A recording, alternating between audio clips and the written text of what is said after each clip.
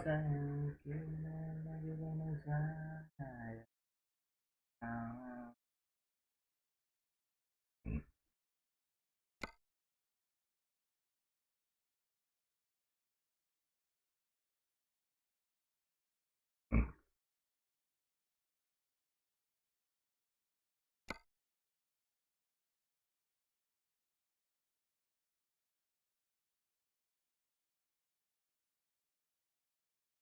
Edinburgh, Edinburgh, Edinburgh.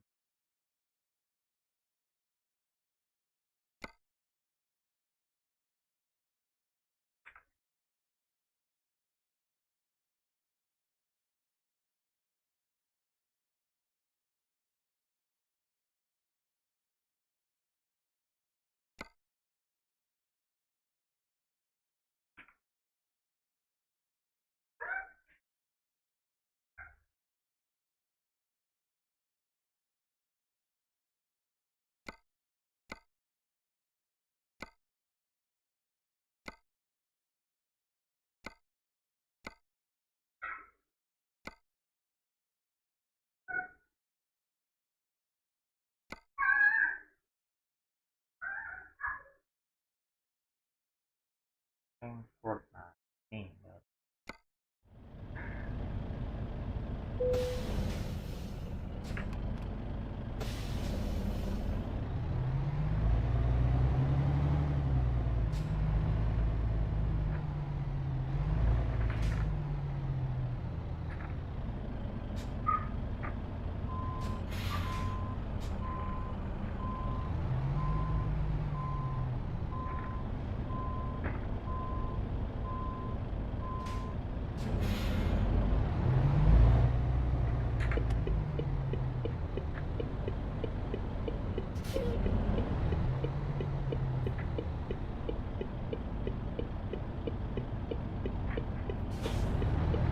Turn left.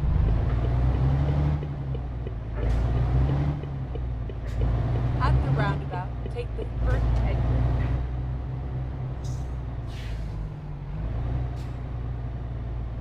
Exit now.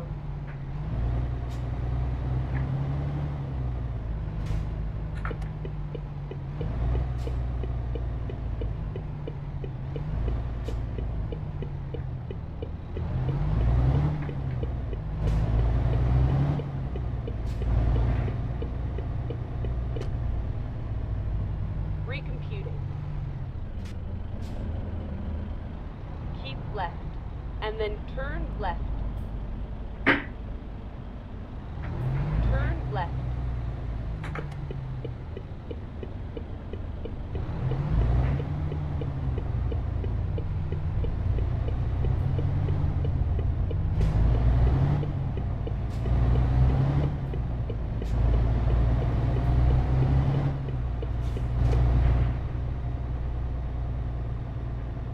Keep left, and then turn left.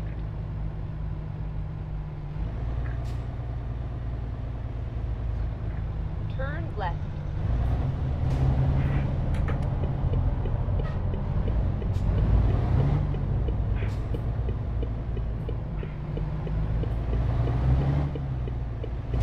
Get ready to turn right. Turn right.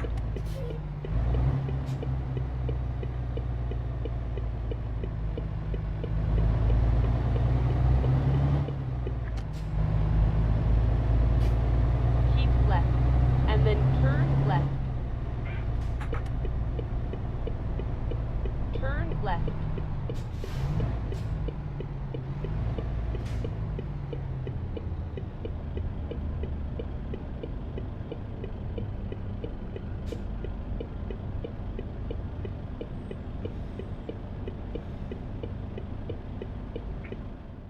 thế nào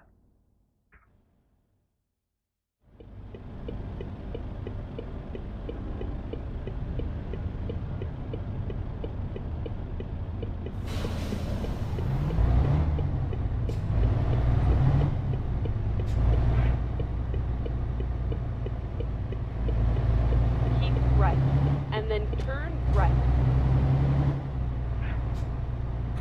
Turn right.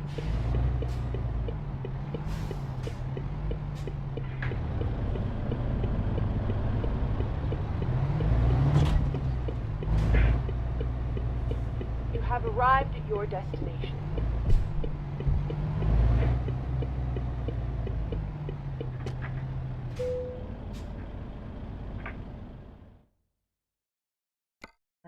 sayang aku telah selesai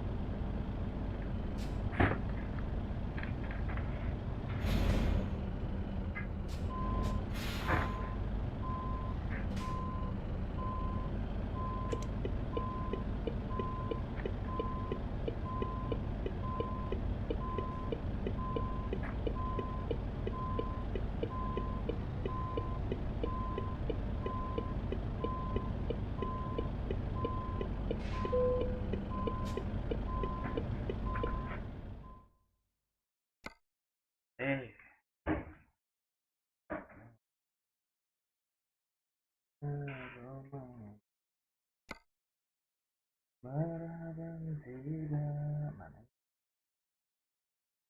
dikasih modenya teh best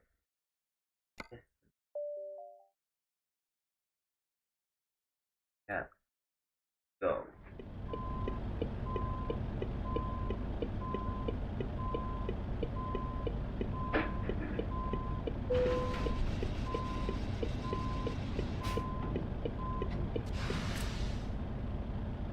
Oke, bismillahirrahmanirrahim.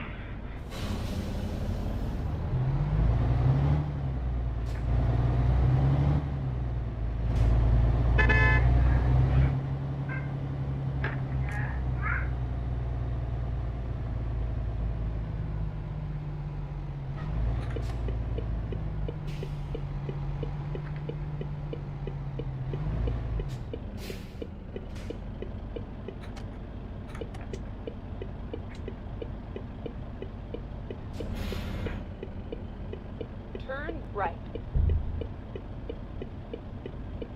Maju.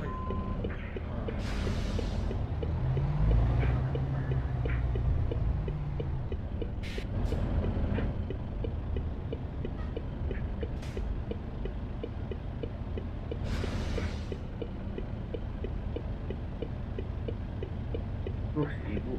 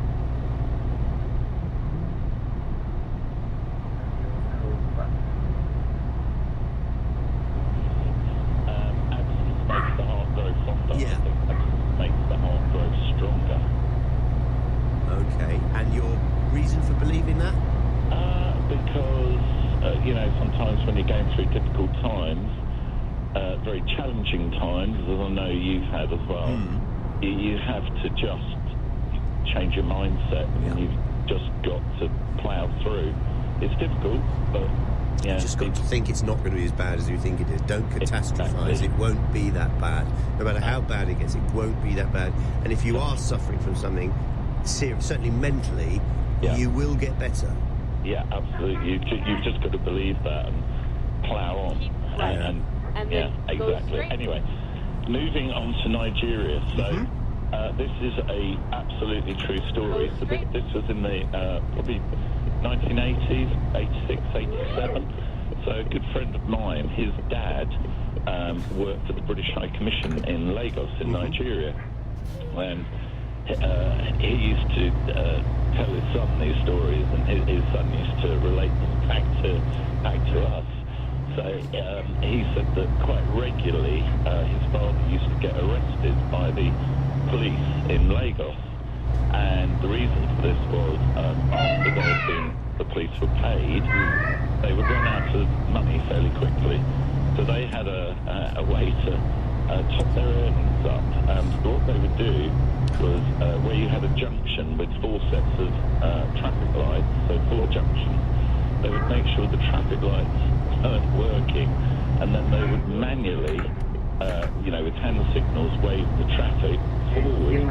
But one on one corner would be waving them forward, the other one would be telling you to stop, and this would be the same on all 4 junctions. I'm going to stop you, just briefly, because I don't know the experience of Nigeria. I'm sure there'll be people who are saying, oh, why does everyone want to have this ban? All I can tell you is that anyone I know who has worked in Nigeria will tell you that the corruption is on an industrial scale. That's all I don't know that for a fact, I'm just saying that's the word of mouth reports that I get from lots of people. Okay, no, I appreciate exactly what I just need to be a bit careful. You can't say the whole of I'm not Nigeria, but there's just a couple of things that I'm just saying that familiar refrain. So I'm not saying everybody, but I thought it was quite amusing. So you could win. So if you got way forward, you got arrested. You got arrested. And how much did they ask for every time he got stopped? But he spent a couple of times. They took him to. He was put in a cell for a while, and then he explained who he worked for, and they very quickly let him out. Fair enough. Okay, Aidan. Have you ever been contacted from beyond? Well, unfortunately, all of my immediate family aren't around anymore. My sister died of multiple sclerosis. My brother committed suicide. My dad died a few years ago. And my mum died in 1989 of Crohn's disease. But to answer your question, it's difficult really, because I don't want to sound like a lunatic. No, it is. You've got to be careful. I remember going through when I was going through a particularly bad period of my depression. I would lie in the garden and I would look at clouds and try and relax. And if you look at clouds long enough, this is going to sound a bit crazy, but they do become shapes of people that you knew in some ways, if you look long enough. And actually, my psychiatrist at the time, I can't remember what the phrase was, but there is a medical term for this. Seeing people and faces and shapes in clouds, apparently. I don't know what it's called. If someone's listening, please tell me, because I'm sure someone knows about this.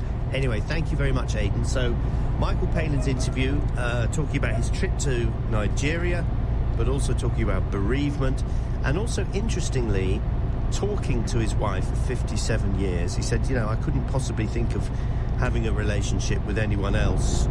He says, she's still with me. I always listen to Helen. I'm kind of in touch with her on a daily basis because I know what she would think about all the various things I do. And when asked, you talk to her? He said, well, yeah, I do occasionally when I come into an empty room after you've had a stressful session. Have you been contacted? And I don't mean necessarily in a Derek Acora way, haunted, but in a way that probably isn't actually happening, but it does comfort you in some way. And if you do communicate, is it a prayer? Is it a memory? Is it a picture? What is it that you, like I say, I've said many times, I can't and haven't yet and probably never will go and see my father's grave because I don't want to think of him living in a damp graveyard somewhere or his ashes. I'd rather remember him doing something fun with us on the beach or in the garden. So forgive me. Laith. Hello, Laith. The term is pareidolia, illusory facial recognition in objects. Thank you very much. Pareidolia. Never heard of that. Long considered. Oh yes, Margaret's got into. Oh, there's loads of you. Tell me about it. It's called pareidolia. Long considered. I'm amazed. I'm always amazed at how many people have so much imagination and so much knowledge. Long considered a sign of mental illness. Pareidolia, or seeing patterns in randomness, might be a useful measure of creativity. John Terry, really, says, seeing faces in clouds is known as pareidolia. I do it myself, and my partner is a psychologist. And yes, the term is pareidolia. Thank you very much. Darren, just to set the record straight, I think Nigeria is a great country and very generous. I've got a Nigerian prince who's going to send me thousands of pounds as soon as I get round to sending my bank details. Yes, okay, fair enough. We've got to balance it out, okay? We've got to balance it out. People in clouds, sorry, shouldn't laugh, but I am. Pareidolia, yeah, loads of you getting in touch telling me what that is. My dad died on the 13th of March, said Heather, 2008. 3 weeks later, on the 8th of April, my mum died. They were together for 62 years. She died of a broken heart. It happens. All she wanted was to be with her Tom. I remember going to the funeral of some of the parents of some friends, and the dad had died about 6 months before, and she died just, as I say, 6 months after him. And one of the sons was giving a eulogy and said, I can just see it now, Dad's there and he's on He's on a cloud with harps, and angels, and all sorts of wonderful things going on. And suddenly he hears, Michael? It's his wife following him. Morning, Ian. I'm 54 at the end of the month, says Mark. I've been married for 21 years. We've been together 37 years. Our eyes met across a station platform back in 1987. I was a young chippy in shorts with a Sony Walkman. Andrea was a receptionist and now a PA, and she's still with the same company. Mark says, good show today, very funny, thank you. When I close my eyes every night, I see my dead girlfriend's lovely face smiling over me. I got scared of it at first. Now I'm living with it, and I enjoy seeing her face every day. My dawn. Oh. And Gary says, having met at school, I got married, had kids, generally had a great relationship. The only time we were apart was for 9 days when my mental health collapsed. The thing I also found was that when my wife died, it was easy to slip into victimhood. Why me? Why was I the victim? Why was I the one still alive? Thank you very much indeed. Right, front page of a couple of the newspapers today is the news that Lord Cameron has made his way to the United States to see Donald Trump to talk about the future of both the Ukraine war and the conflict in the Middle East. I want to concentrate on Ukraine. If you want to talk about the Middle East, that's fine, but I think don't try and dilute the subject too much. So David Cameron has met Donald Trump in Florida before he heads on to Washington for talks. Lord Cameron's in the US for talks with senior government officials about the wars in Gaza and Ukraine. It's not unusual for foreign secretaries to meet with opposition candidates during visits abroad. Lord Cameron has previously criticised Mr. Trump, who would likely stand for the Republican Party in the US election. Let's talk about the future of Ukraine and the possibility of what Donald Trump might do. On your radio, on Global Player, and Play LBC. Leading Britain's conversation. This is LBC. Beresin dulu. From Global's newsroom at 6 o'clock, the Foreign Secretary Lord Cameron has held talks with Donald Trump as he pushes to shore up US support for Ukraine. He travelled to Florida ahead of a trip to Washington to appeal to lawmakers to unblock a multi-billion-dollar military aid package. The government says it's standard practice to meet opposition candidates. NATO's Secretary-General Jens Stoltenberg has called for allies to support Kiev in the long term. We must stand firm in our support to Ukraine, and I welcome that allies continue to make major deliveries of weapons, ammunition and equipment. But Ukraine has urgent needs. Any delay in providing support has consequences on the battlefield as we speak. Hamas says it will study a proposed Gaza ceasefire deal with Israel put forward during talks in Egypt, but it's warned the terms do not meet the demands of Palestinian factions. Fawaz Gerges, a professor of international relations, says there is overwhelming pressure for a deal. The Americans basically now want not only a hostage deal, they want an immediate ceasefire. This was the first time that President Biden, as you know, in his phone talk with Benjamin Netanyahu, used the magical word, immediate ceasefire. The internal pressure on Netanyahu, the hostage families, their supporters, hundreds of thousands of Israelis are saying, we need a ceasefire. Israel's Prime Minister Benjamin Netanyahu says a date has now been set for a ground offensive in the city of Rafah. A Conservative MP caught up in an apparent sexting scam has resigned 2 of his posts. William Ragg admitted giving colleagues' personal phone numbers to someone he met on a dating app. He's stepped down as vice chair of the 1922 committee of Tory backbenchers. Emergency services dealing with flooding in several areas after heavy rain brought by Storm Kathleen. There is severe flooding on the River Arun in West Sussex and floodwater on the railway line at Lymington in Hampshire. And millions of people have watched a total solar eclipse as it swept across North America. It was visible in Texas yesterday lunchtime before passing over cities including Indianapolis, Cleveland, Buffalo and New York. But many were denied a clear view by low clouds and rain. In the city, the FTSE 100 will reopen this morning at 79.43 after closing up 32 yesterday. The pound buys $1.26 and the euro 16. LBC Weather. With Ripple Energy, climate action you can be proud of. Staying wet and windy for many places. Rain then clearing to the east later, a high of 12 Celsius. From Global's newsroom for LBC, I'm Thomas Watt. You know my friend from work? Yeah. He's dating that woman who does the show. You know the one. Who? It's been going on for quite some time. Several months now. Yeah. He what? No, don't tell anyone. At Boots Hearing Care, we can help you hear more of what you love with interest-free payment plans and a lifetime of aftercare.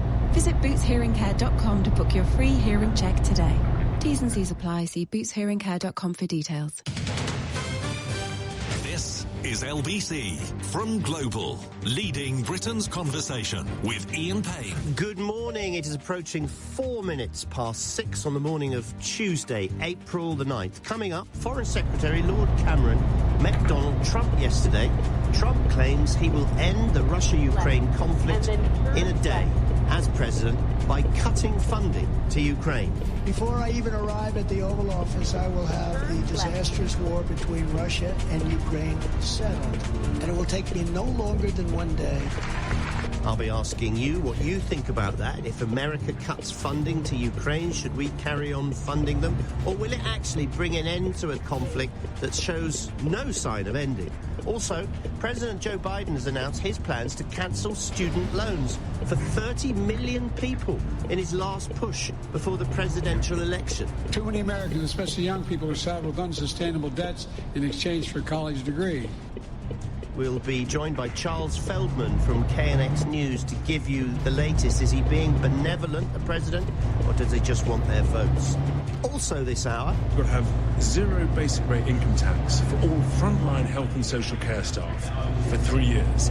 That, for an average nurse, is about an 8 to 9% increase in net take-home pay. Another politician with an electoral promise. That was Richard Tice, who's the head of the Reform Party. He's targeting Labour voters in the so-called Red Wall and has promised to scrap the UK's target of hitting net zero emissions by 2050. He's going to use the money it'll save to tackle NHS waiting lists in 2 years. Our breakfast reporter Henry Riley will be with me to explain more. Danny Hewson will be here with your business news, and we'll have a look at Tuesday's front pages.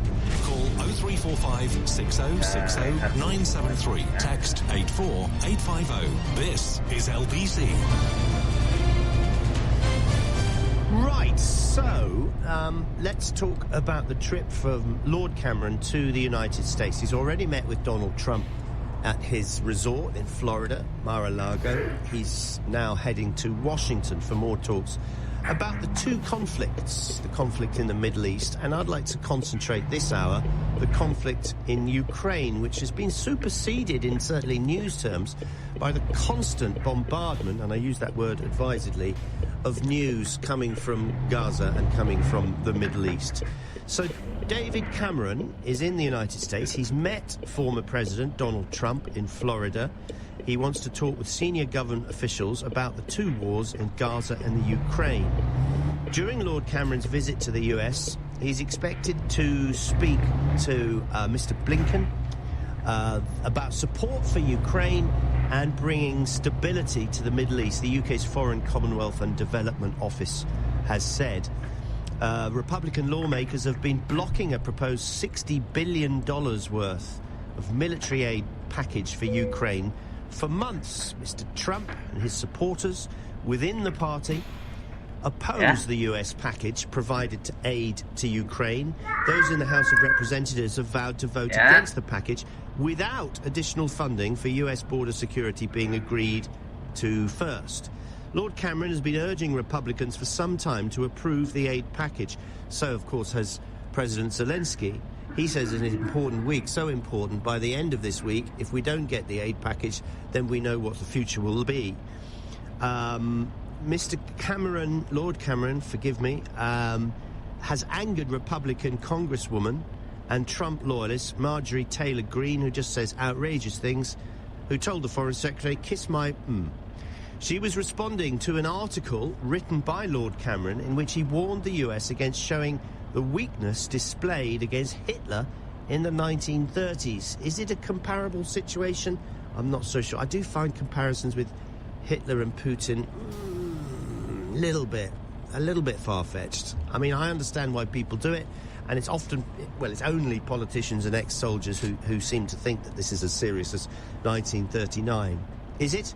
During his upcoming talks with Mr. Blinken, Lord Cameron is also set to broach the deaths of 3 British men working for an aid organisation, the World Central Kitchen.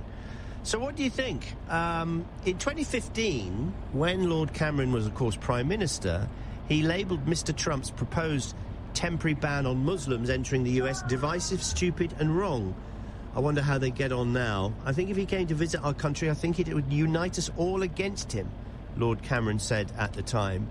And in his memoirs in 2019, Lord Cameron further said he found it depressing that Mr. Trump could win an election and that it was due to his, quote, protectionist, xenophobic, misogynistic interventions. What do you think?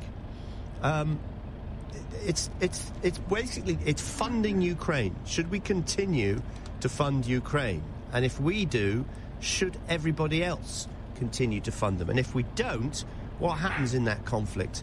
A lot of people saying, because President Trump has actually said, if President Putin wants to clamber all over Ukraine and various other states, he certainly wouldn't get in the way. Dangerous stuff or not? I don't really think that Donald Trump will be able to make this decision unilaterally. He'll have to make it, of course, with the advice of Congress as well. Louis says, I don't believe Donald Trump will make it to the White House. Theirs is a little matter of a court case and millions of dollars. If Trump does make it, it'll be a miracle and a tragedy in the same breath, as Ukraine will lose the war and Putin will become a bigger bully. I ask, is it really worth it? No, no and no. So I guess it comes down to the same question that we've been asking for a long time now. Should we continue to fund the Ukraine war effort? It's as simple as that. Donald Trump is suggesting no, if he comes to power. He'll sort it out in a day. President Zelensky has, I wouldn't say issued threats, but has just, for obvious reasons, been asking why can't we get the help of... Because his determination is that if Putin manages to conquer Ukraine, he will not stop there. What do you think? I don't think even Putin would set foot in a NATO country. Do you think? I just don't see that happening, to be honest, but maybe I've completely got it wrong, and the way you deal with a bully is to deal with a bully and do it violently. What do you think? You know what to do. You can get in touch in one of many ways. You can phone us, the number 0345 6060 973. You can use a WhatsApp message service and send photos and videos if you want on the same number, 0345 6060 973. One of our texters earlier this morning said, why do you keep referring to X as formerly Twitter X? I don't know how long we'll be going on. Does everybody know that it's called X now? I suppose they do. Do I still have to say, let's get some editorial advice, do I still have to say formerly Twitter, or can I just say X? Forever? Forever. Okay, fine. Message me on X, formerly Twitter. @LBC is the address for that. If you want to get in touch with me via smart speaker Alexa, others are available but we don't use them. Alexa, send a message to LBC, send the comment and please include your name. So, what do you feel about the attitude of Donald Trump, who says he will remove funding for Ukraine as soon as he becomes president, and if that goes the way of Putin, then he welcomes him in? I mean, it's an extraordinary thing to say. Do you believe that Putin will stop there? I mean, if the one thing that Putin has done is to unite NATO and incredibly increase the pressure from NATO countries on his border. Finland, for example, Sweden, not far behind. He's actually increased the length of the NATO versus Russia direct border by doing what he's done, and still nobody can stop him. So do you think that, Laura says the Ukrainian army deserves the funding? I don't know if you've seen that. It's on the iPlayer, actually, and it's called Enemy in the Woods, and it's about this Ukrainian, I don't know what you call it. How many? It's 10 soldiers is a what? A brigade, a platoon? I don't know. A group, a cohort, whatever the word is. There's not many of them, and you see firsthand with body cameras just how difficult this fighting in the woods and with drones is. You never see more than maybe 2 soldiers out in the open at any one time. And when you think about the number of soldiers that particularly Russia seem to have in reserve, just on and on and on they go. And this limitless amount of weaponry that they seem to have as well. Ukraine is running out of war armaments. And if it continues, they will lose. Should we do more? Should we do more to put pressure on America to send in more? I can't even imagine what kind of conversation took place between Lord Cameron and Donald Trump. But I wouldn't have thought Donald Trump's mind has been changed. Tony's in Hampshire. What do you think, Tony? Should we just give up on Ukraine? Definitely not, no. And the Americans are being short-sighted here, because if he does succeed in Ukraine and go into the Baltic states, then America will have to reinforce Europe anyway. So it's short-sightedness in my opinion, really. I mean, how long could this go on for? Well, it goes on until the Russians eventually get the message that NATO is eventually going to have to do something, such as reinforce the eastern border with perhaps 2 divisions, one in Finland and one in Poland, with a no-fly zone. That's the only way forward, really, as far as I can see. Okay, so we should continue funding them ad nauseam. Well, in Europe, we should definitely continue funding them, and we should increase defence spending to 3% of our GDP, and so should Europe. Those countries that don't contribute that much. The Americans are key to this, because without those armaments, Russia is outpacing the West, and the alternative is that an emboldened Russia rearmed, reinvigorated, will link up with China, North Korea, and Iran, and then we'll have World War III. Thank you, Tony. Well, say thank you. A bit gloomy prospect. I still yet to be convinced that Putin's ambitions stretch way beyond the borders of Ukraine. I just can't see why he would do that, to be honest. Why on earth would you invite NATO into a war? I mean, it was... anyway. A small group of soldiers like that is called a brick, says Darren. Okay, fair enough. You said, my producer looked it up, says it's a unit. Whatever it is, there's not many of them. There's a single figures number of troops, and they hold out in these little dugouts that they've dug for themselves, and they fight each other by trying to track drones, and it's all very, very... It can't really make that much difference in the war as a general thing, but it's an ideal of the fact that they don't have enough bullets, and they don't have enough shells, and they're running out of Patriot systems, and unless we keep funding them, Ukraine will lose, won't they? If Ukraine lose this war, is it the end for you or not? 03456060973 is the number to ring. It's also the WhatsApp message number. It's 6:16 the headlines. Thomas Watts. Lord Cameron has held talks with Donald Trump as part of his push to shore up US support for Ukraine. Israel's Prime Minister says a date has been set for a ground offensive in the city of Rafah in Gaza. And crowds have gathered across Mexico, the US and Canada to see a total solar eclipse. LBC weather, wet and windy for many places, a high of 12 degrees. LBC Travel, I'm Joanne Webb. On the trains, the overtime ban continues, which means that most train companies are running to a reduced service, but it also means that Gatwick Express isn't running today. So if you need to get to the airport, you'll have to use Southern or Thameslink instead, but obviously those journeys take a lot longer, so do allow yourself extra time. On the Underground, on the Jubilee line, Bermondsey Station is closed, and that's because of a shortage of staff. Also, the problems continue on the Northern line. There's no service between Golders Green and Edgware because of the planned engineering works. On the roads, it's already very busy northbound to the Blackwall Tunnel, and also it's busy on the A2 westbound to the Kidbrooke interchange. This is LBC. Boots Online Prescriptions is the service that fits around you. So if you're busy doing this, you know your prescription is getting delivered for free to your home. If you're doing this, just click and collect from a store that suits you. Manage everyone's prescriptions from one account, even if you're busy.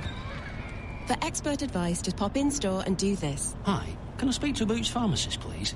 It's easy to sign up. Visit boots.com/pharmacy today. Boots, with you for life. Participating surgeries, NHS prescription fees may apply. Free delivery England only. Hello, I'm Nick Ferrari. Nick Ferrari at breakfast. I'm back, leading Britain's conversation this morning from 7 on LBC. Imagine delicious crispy chicken McNuggets. Go on, picture them now. Imagine if you could get 6 of them for just $2.49. How about 9 for just $3.49? Or 20 of them for just $4.49? Woohoo! Well, now you can, but not for long. Get yours by the 16th of April. From 11 a.m. until 16th of April in store and via delivery. Delivery price, uplift and fees apply. Subject to availability, price of participation may vary. Want to work in the media? Kickstart your career with Global Academy. Apply now for year 10 or 12 at this unique media school. Search Global Academy. Isn't it funny how some things in life are good when they're high, but others are good when they're low? Take exam grades, for example. Those are good when they're high. Yes! But your 5K time, now that's much better low. With Waitrose new lower prices, you can get the best of the highs and the lows. Because hundreds of good, high-quality favourites, like chicken breast, potatoes and unsalted butter, are now at a new, lower price. Waitrose. Food to feel good about. Selected stores, subject to availability. Prices may vary in Little Waitrose, Channel Islands and concessions. Ian Payne on LBC. Call 0345 6060 973. So the question of the day, with Lord Cameron visiting Donald Trump at his estate in Florida, Mar-a-Lago. Presumably they were talking about funding for Ukraine, with Donald Trump saying he will end the funding within 24 hours of becoming president if he's re-elected. How dangerous would that be? Might it actually be the answer if Ukraine has to sue for peace? Or is it the beginning of even worse violence? Do you think that Putin's ambitions stretch way beyond Ukraine? I've yet to hear an argument that convinces me that that is exactly what he's going to do. Even Putin surely wouldn't take on NATO, would he? Aziz is in Ealing. What do you think? Good morning. Morning. No, I don't think Putin would take on Europe. NATO, sorry. I think we should stop funding Ukraine, because all our efforts until now have really gone into let's back Ukraine, let's give them more weapons, more arms, more everything. And we haven't put a scintilla of that effort into trying to find a ceasefire instead in Ukraine. And in the meantime, people are just being killed and killed and killed. Where does the compromise sit? How does peace break out in Ukraine? What has to happen? I think you've got to negotiate a peace. That's the only way. And I think the whole effort has been all towards war and gung-ho. And you know what? People in England aren't being killed. People in America aren't being killed. It's the Ukrainians who are dying left, right and centre, and the Russians as well. And I think if we just put just as much effort to pause. Now, I get it. It's sovereignty. It's land. Those, land will still be there. Buildings to be rebuilt. If someone's dead, someone's dead. And that can't come back. What convinces you that Putin will not attack a NATO country? I think there have been a million apologist reasons for Putin attacking Ukraine in the way he has. And I think one of the two of them that stand out to me is where he does have a slight grievance, is that native Russians were kind of treated like black people in deep South America in the 60s. And there is a legitimate thing there. If you go to war, no, it's not there. And I think one of the other treaties that they had struck for missiles, reducing the number of missiles they had, there would be no further expansion of NATO. And I think back to the Cuban missile crisis when the Americans were about to go to war to Russia because they were about to put missiles into Cuba to strike America. And do you think that a Trump administration would be a danger to world peace, or actually ensure it, as he suggests? You know what? I don't like Trump. I think he's not a nice guy at all. Not a nice guy at all. But at the same time, he's such an unpredictable wild card. It makes you wonder if Russia would have gone in if Trump was there. And in terms of squaring up to China, I think he's the only person with the resolve to try and square up to China. And I think it's a horrible situation that we're left with a choice down between Biden and Trump. I'm afraid so. Thank you very much, Aziz. We're going to be talking about Joe Biden now, because Joe Biden has decided it. You may say it's cynical electioneering, but he has proposed student loan relief for more than 30 million Americans. Last year, the Supreme Court rejected his initial plan to cancel as much as almost £16,000 for some borrowers, but the Plan B that he seems to have brought in now targets relief for 5 groups of borrowers, including those burdened with, quote, runaway interest. You think your debt is bad here? Ain't seen nothing yet. Compare it to the United States. So let's have a word with Charles Feldman. Well done to LBC listeners. He's a presenter on KNX News Radio in the United States. So what's the detail of this? Is this cynical electioneering or just doing something out of the goodness of his heart? Morning. Good morning, Ian. It's a little bit of both, or maybe a lot of both. On the one hand, Biden has long been a champion of trying to ease student loan debt, which is a formidable issue in the United States, and it's become a divisive one for a number of reasons, which, if you want, we could go into a bit later. Please do. On the other hand, yes, I mean, you know, Joe Biden is, after all, a politician, and politicians have to do things, cynical though they may be, in order to get votes from the people that they think they can get votes from. And the student vote, the young vote, if you will, the young demographic, is a very important vote for the Democratic Party, not just for Joe Biden, by the way, but for, they call downstream candidates, right? You know, people who will be running in November for congressional seats, for Senate seats. So, yes, I mean, anything that can relieve student debt, the belief is that it will translate into votes for Joe Biden and votes for other, Democrats.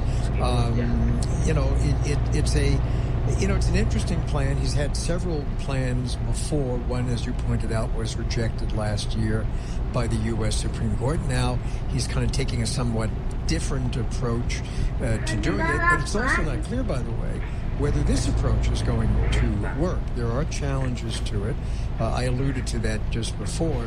There are people in the country, both Democrats in his own party and Republicans and independents, who make the contrarian argument that, if somebody knowingly incurred debt going to school or anything else for that matter, then they need to be responsible and repay that debt years down the line, and it isn't fair to those who decided not to have a college education or those who did manage to pay off their debt to have others get away, if not scot-free, at least freer of debt than they would otherwise have been. So it's a very polarizing issue.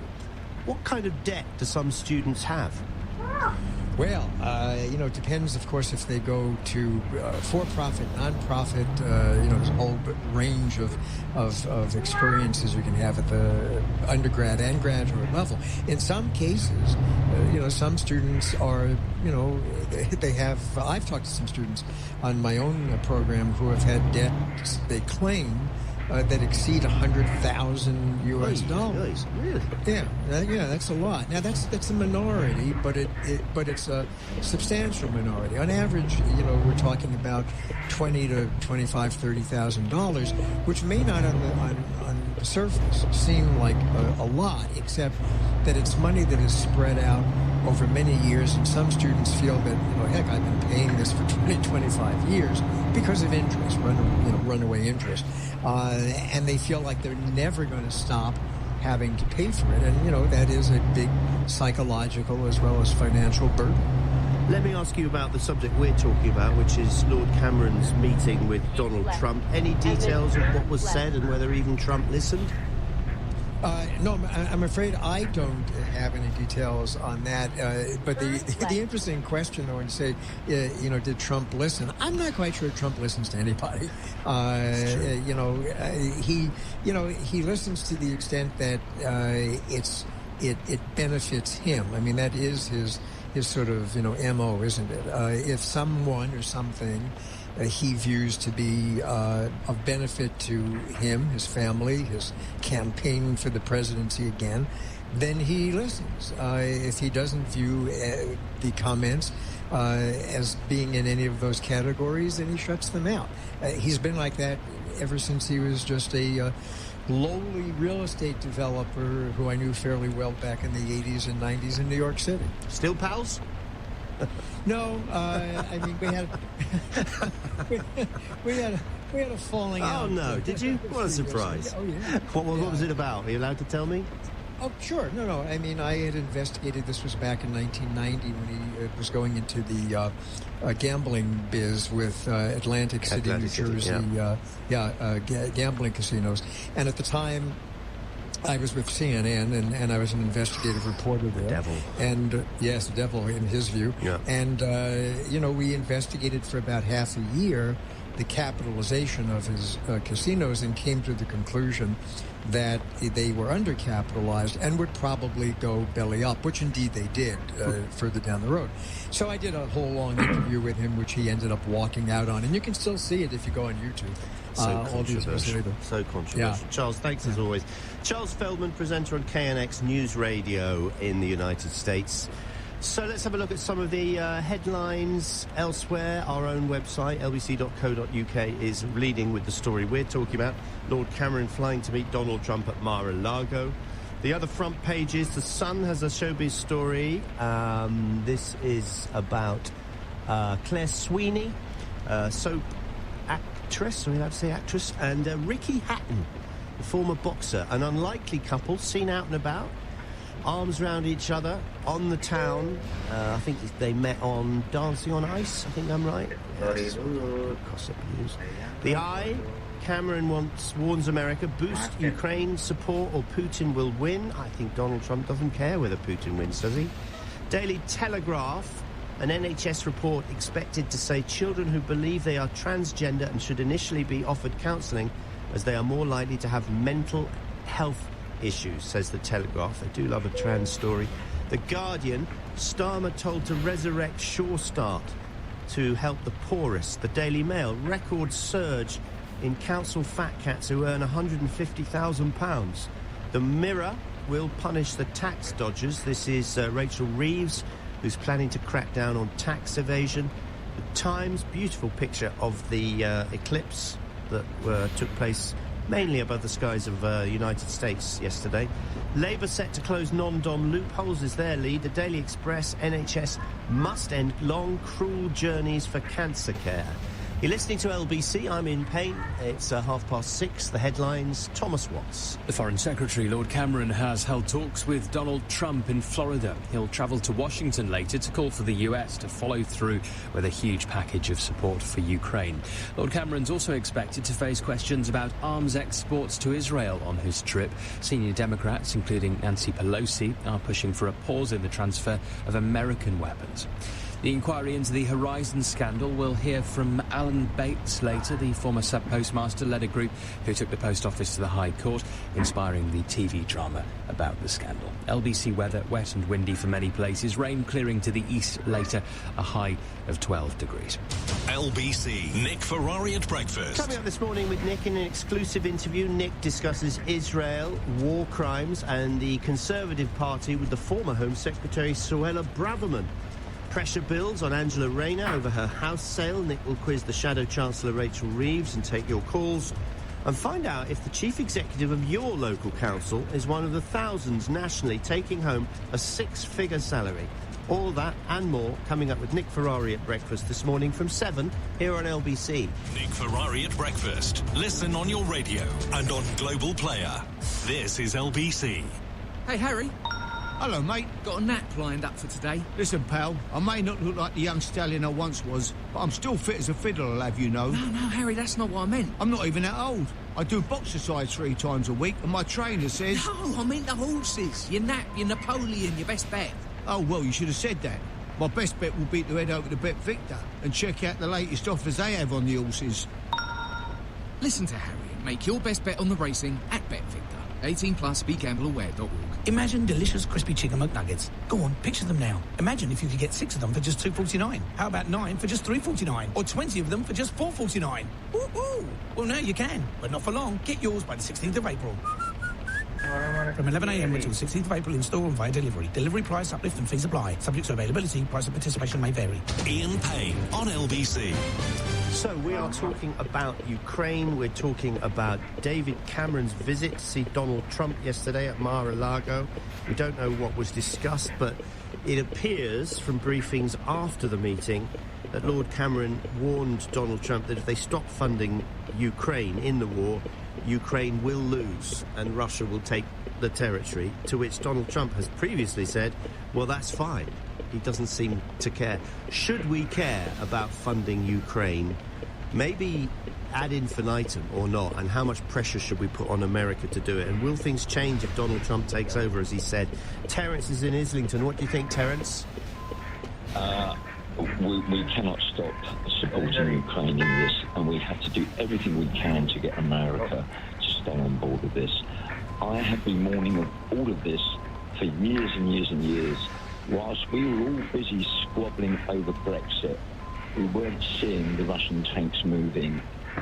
There is a long-term plan by Putin and his cronies to recreate the Russian Empire. It's about resources, wealth, ego, and trying to put back what they once had. The Baltic states, I feel, undoubtedly will be next, because Europe will be weakened. If he sees that the Americans are not supporting it, then he will interpret that as they're not. Trump certainly won't interfere in anything else that's going on in Europe, regardless of NATO. So you believe that his ultimate ambition is to invade Bulgaria, Romania, Poland, Slovenia, the Czech Republic, Latvia, Estonia, Lithuania, all the countries that were communist before the breakup of the Soviet Union. Really? I'm talking about the Russian Empire, which was a little bit different to the Soviet Empire, but there are lands out there. Which NATO countries do you think he's got his eye on? Well, it will be primarily in the Baltic states. Listen, he's a very smart guy. He will only take calculated risks on what he is aiming for. So, some of those countries you mentioned would not be of interest to him, but he is not going to be around forever, and it's what comes after that. You say he takes calculated risks. I mean, God knows how many Russians have been killed in this. God knows how much it's cost his country and the economy and his people. But more than anything, he's actually united NATO. So it's a calculated risk that's gone horribly wrong, isn't it?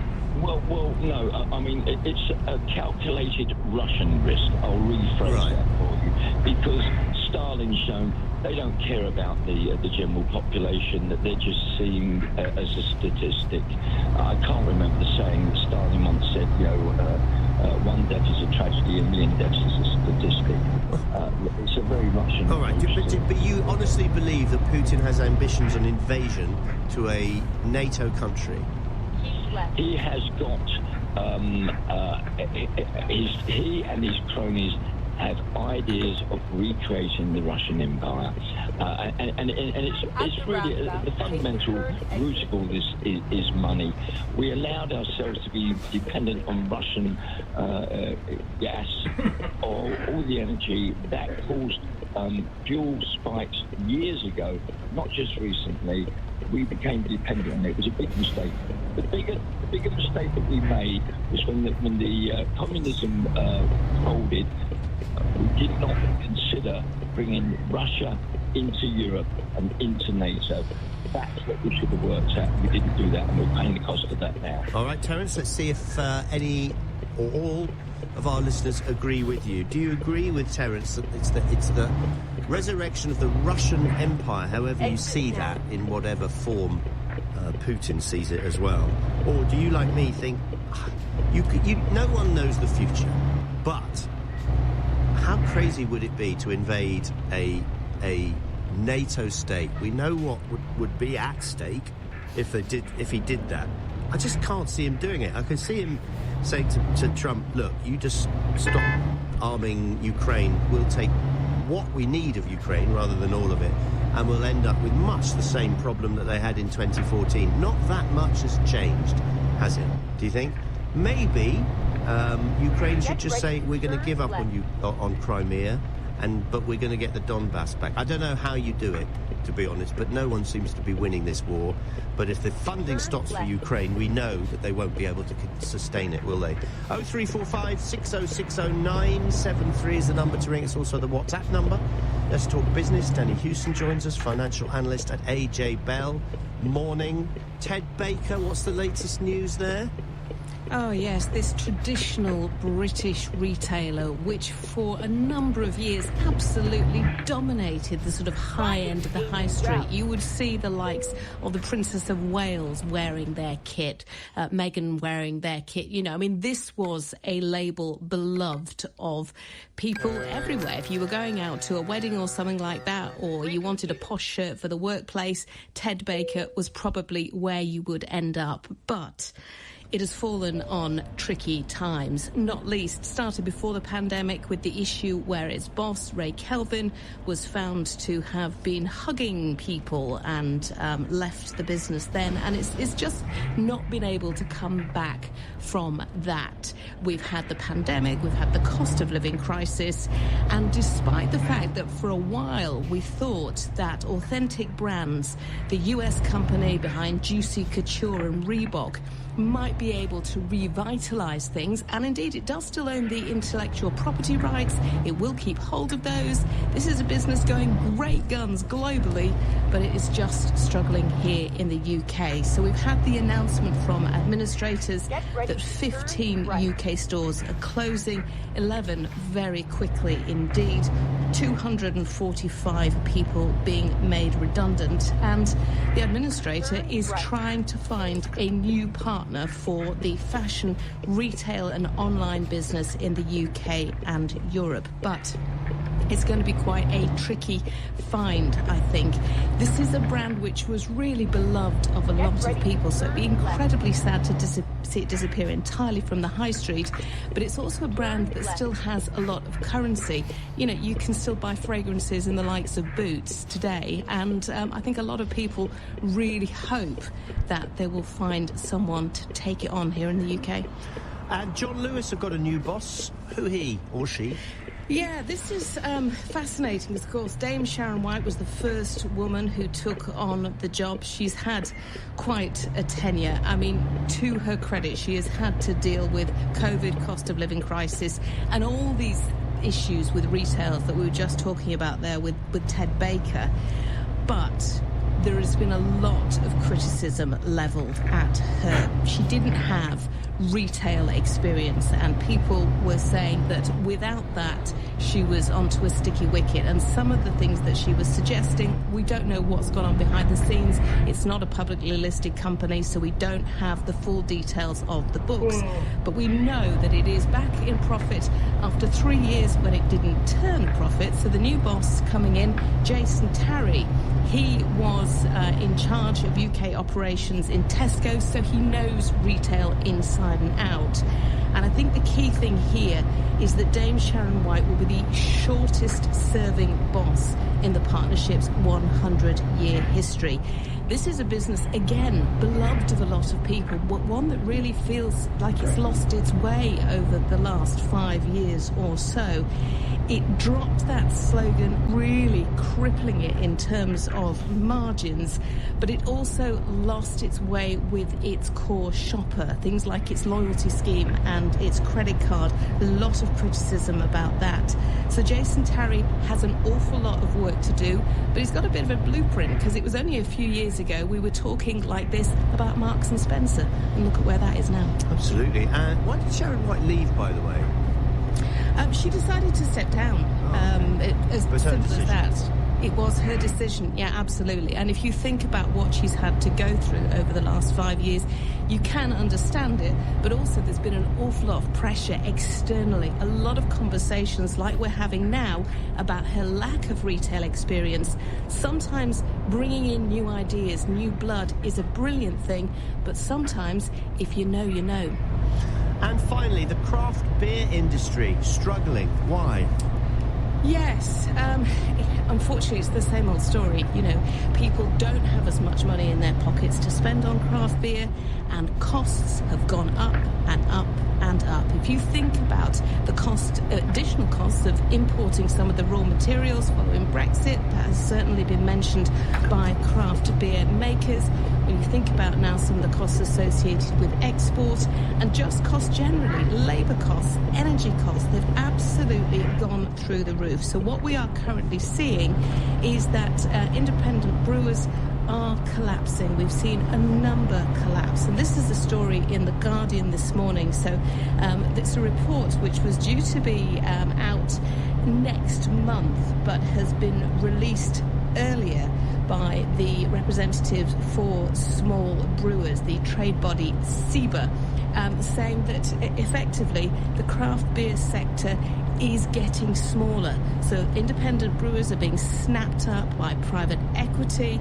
Others are just finding that they're not able to serve the supermarkets in the same way. So we're seeing more of the big brewers dominating our supermarket shelves. And effectively they're saying, look, you know, this is an incredibly vibrant bit of British culture. It absolutely boomed, but now it is struggling. So, you know, if you're heading down your local this evening, get a pint of craft beer. Thank you, Danny. Danny Hewson, financial analyst at AJ Bell. I'm talking about Lord Cameron's visit to Donald Trump to see what his ambitions are in Ukraine. If Donald Trump becomes president, if he withdraws funding, Russia presumably wins the war, then what does President Putin do next? There's a bit of a debate. Tony's in Middleton. Good morning. What do you reckon? What's his ambition here? I think his actual ambition is to regain the Ukraine, because going back over centuries, it was actually part of the Russian Empire, in opposition to Soviet-style, Soviet-controlled, well, not Soviet-controlled, but the other countries that were one time controlled by the, what's the name of the party, the Russian party? There's only one, isn't there? What do you mean? Basically Eastern Bloc countries.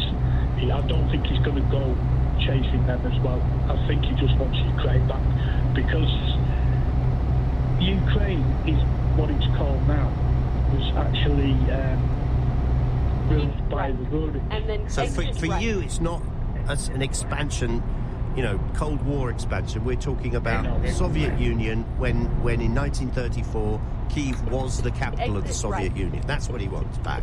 Yeah, more or less. But another thing as well, it is known as the basket of Europe. There are a lot of resources. Despite being a poor country, it has got a lot of resources, and I believe it does actually produce a large amount of grain. Well, you only have to watch that James Norton film where in 1930s he crosses into Ukraine and sees the basic starvation of the Ukrainians so that Russia can hoover up all the grain. Plus ça change, huh? Plus ça change. Yeah. Thank you, Tony.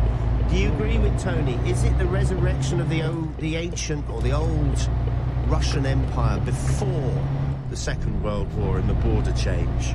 Or is it, do you fear for more of an expansion from Putin? I think the former, but you don't know. You absolutely don't know. And if you were Lord Cameron, what would you have said to Donald Trump? Not that he listens. 0345 6060 973. Maybe Donald Trump is actually the best hope for peace. If he says to Russia and Ukraine, look, this is how we're going to divvy it up. I don't know who owns Kyiv. That's going to be a problem. But if you talk about the East, if you talk about the Donbass, if you talk about Crimea, if they stayed in Russian hands and it brought peace, would that be acceptable to you? Because neither side shows any sign of giving up on anything at the moment. It's just after 6:45, the headlines. Thomas Watts. The Foreign Secretary's held talks with Donald Trump as he pushes to shore up US support for Ukraine. Hamas says it will study a proposed Gaza ceasefire deal with Israel put forward during talks in Egypt. And a Tory MP caught up in an apparent sexting scam has resigned 2 of his posts. LBC weather, wet and windy for many places, a high of 12 degrees. LBC Travel, I'm Joanne Webb. On the trains, the overtime ban continues, which means that most train companies are running a reduced service, but it also means that Gatwick Express services aren't running. So if you need to get to the airport, you'll have to use Southern or Thameslink instead. On the Underground, on the Jubilee line, Bermondsey Station is closed because of a shortage of staff. On the roads, there are delays of about 20 minutes on the M1 southbound to junction 11 at Dunstable South, and that's because of the ongoing repair works. Very busy on the M11 southbound to the North Circular Road. There's a delay there of about 15 minutes. On the M25 anti-clockwise, it's very busy from junction 29 at the A127 all the way around to 28 at the A12 exit. LBC. With the all-new Mini Countryman, everything just got bigger. That means Mini's biggest electric range, bigger technology and bigger adventures, with space for everybody, even him. Who's a good boy? And all this bigness comes from a Mini. The new Mini Countryman, our biggest Mini ever. Book your test drive today. Electric range 245 to 287 miles. WLTP figures are for comparison purposes. Real life results may vary. Test drive subject to status and availability. Hello, I'm Nick Ferrari. Nick Ferrari at breakfast. I'm back leading Britain's conversation in 15 minutes on LBC. And here's Rory McIlroy on the 18th at Augusta. And here it goes. Surely not.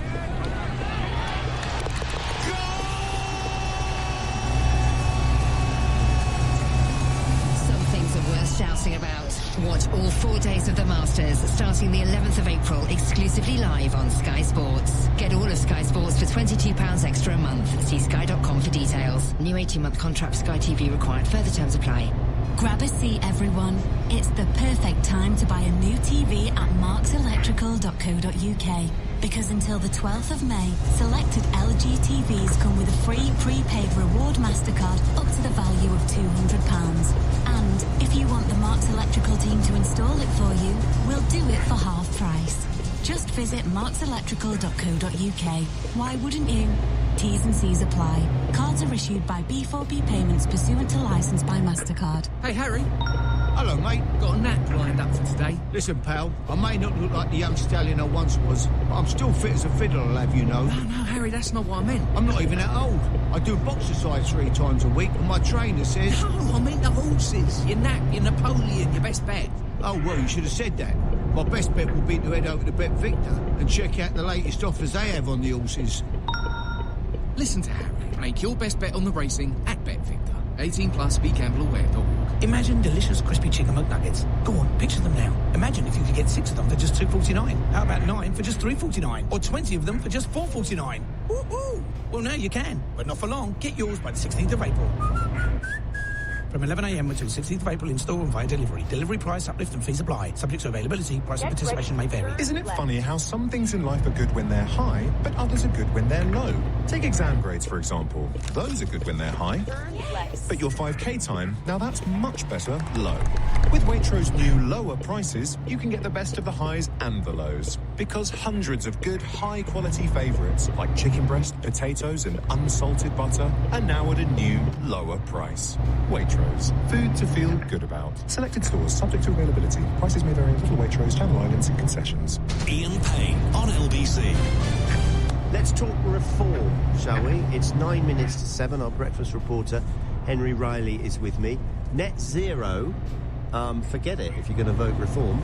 That's right. Scrap net zero, fund the NHS, and don't tweet when drunk were the 2 messages from the Reform UK sort of launch yesterday. Now, Richard Tice used the sort of last-minute press conference in Westminster to park their tanks, this time on Labour's lawn. They're trying to seize the political agenda, or certainly tried to yesterday, with 2 key policy ideas.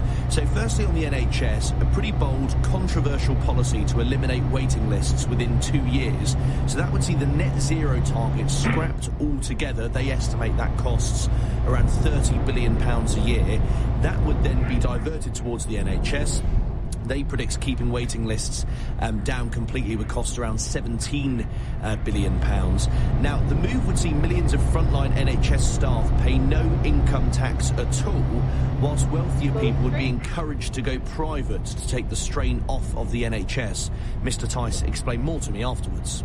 if you can afford to pay a bit more, then morally we'd like you to pay a bit more, and we're going to encourage you through the tax system, incentivise you to take the pressure off the NHS. So we'll give you 20% tax relief on all private healthcare insurance, on all self-pay, which means that actually for many people they'll say, I can now afford that.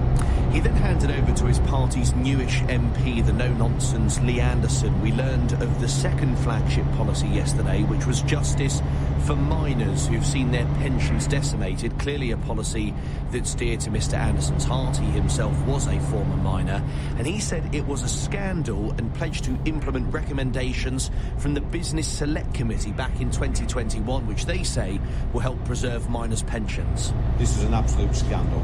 These are working class people in areas like Ashfield that have been let down by successive governments, and we must right this wrong. So I'm delighted to announce that the Bayes report was produced in 2021 by the Bayes Select Committee. That will get the recommendations in there. We accept the recommendations in full. So accepting recommendations from this select committee, the only problem is that back in 2021, Lee Anderson was invited to sign an open letter saying that he endorsed all of the recommendations from the committee, and his name did not appear on that letter, so giving the impression that he did not sign it. Lastly on the agenda were Reform UK's colourful characters, some of the multiple candidate suspensions that we've seen over the last few days. 5 suspended in the last week or so. Mr Tice had this warning to his party's candidates. Very clear to all our candidates. For heaven's sake, if you're going to have a glass on a Friday night, then don't use social media. It's not sensible. If you're going to have a glass on a Friday night, don't use social media. It's not sensible. Now, Richard Tice, yes, exactly.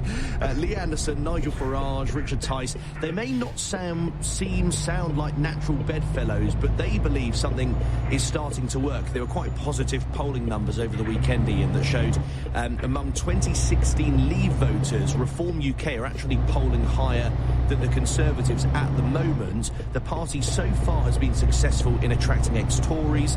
They're hoping after yesterday they can now do the same with ex-Labour voters. OK, thank you very much, Henry. Yes, I think in the same press conference yesterday, and I've checked it, he did actually say it, Mr Tice referred to Tories as permeating sexual weirdos. And I'm pretty sure that refers to William Ragg and co. William Ragg, who's actually given up his post as the number 2 in the 1922 Backbench Committee, part of a plot, a honey trap plot. And I was fascinated to read that one of the people who was actually targeted, and I only know this because he's written an article about it, is one of the BBC correspondents who talks about this, and he's saying that he actually blocked this person, Charlie, whoever Charlie is. What I now know, he says, thanks to the reporting by Politico, is that I was just one of at least a dozen men in political circles who received unsolicited WhatsApp messages along those lines. Some, including MPs, I thought it was just MPs, but obviously not, as Politico's around and about Westminster reportedly fared much worse than me. Rather than blocking the centre, they kept the conversation going long enough to be sent explicit messages. Reportedly, at least one person reciprocated. As I say, William Ragg, the Tory MP, who he's got to know fairly well, this BBC. You can read it on the website, I'm not going to name him or anything. As a professional contact over the years, came forward to admit that he'd been caught up in the affair, saying he'd passed the personal phone numbers of colleagues to a man he met on a dating app who had compromised things on him. Harry York, who's a journalist at the Sunday Times, has also said he received flirtatious messages from Charlie, and others anonymously have said they received messages instead from a woman calling herself Abby, operating from a different phone number. So yeah, texting late at night on a Friday, not always the greatest idea, that's all. OJ is in Plumstead. What are the ambitions of President Putin, do you think? Good morning. Yes, hello Ian. I think I'm phoning in to specifically to say that we keep talking about funding Ukraine. When voters get hungry enough, I think that will stop. I also believe that we should try to step up efforts talking about peace talks. I don't hear peace talks when we talk about Ukraine. Well, it's because both sides have said there's no peace unless we get that. That's our starter for 10, and otherwise, it's just not going to happen. Yes, we are pessimistic, but I think that we should do something about peace talks. It is possible, although we are very pessimistic right now. With Israel, you can see. I'm not saying they won't even get in the same room, though, Jay. They won't even get in the same room at the moment. They're absolutely belligerent, both sides.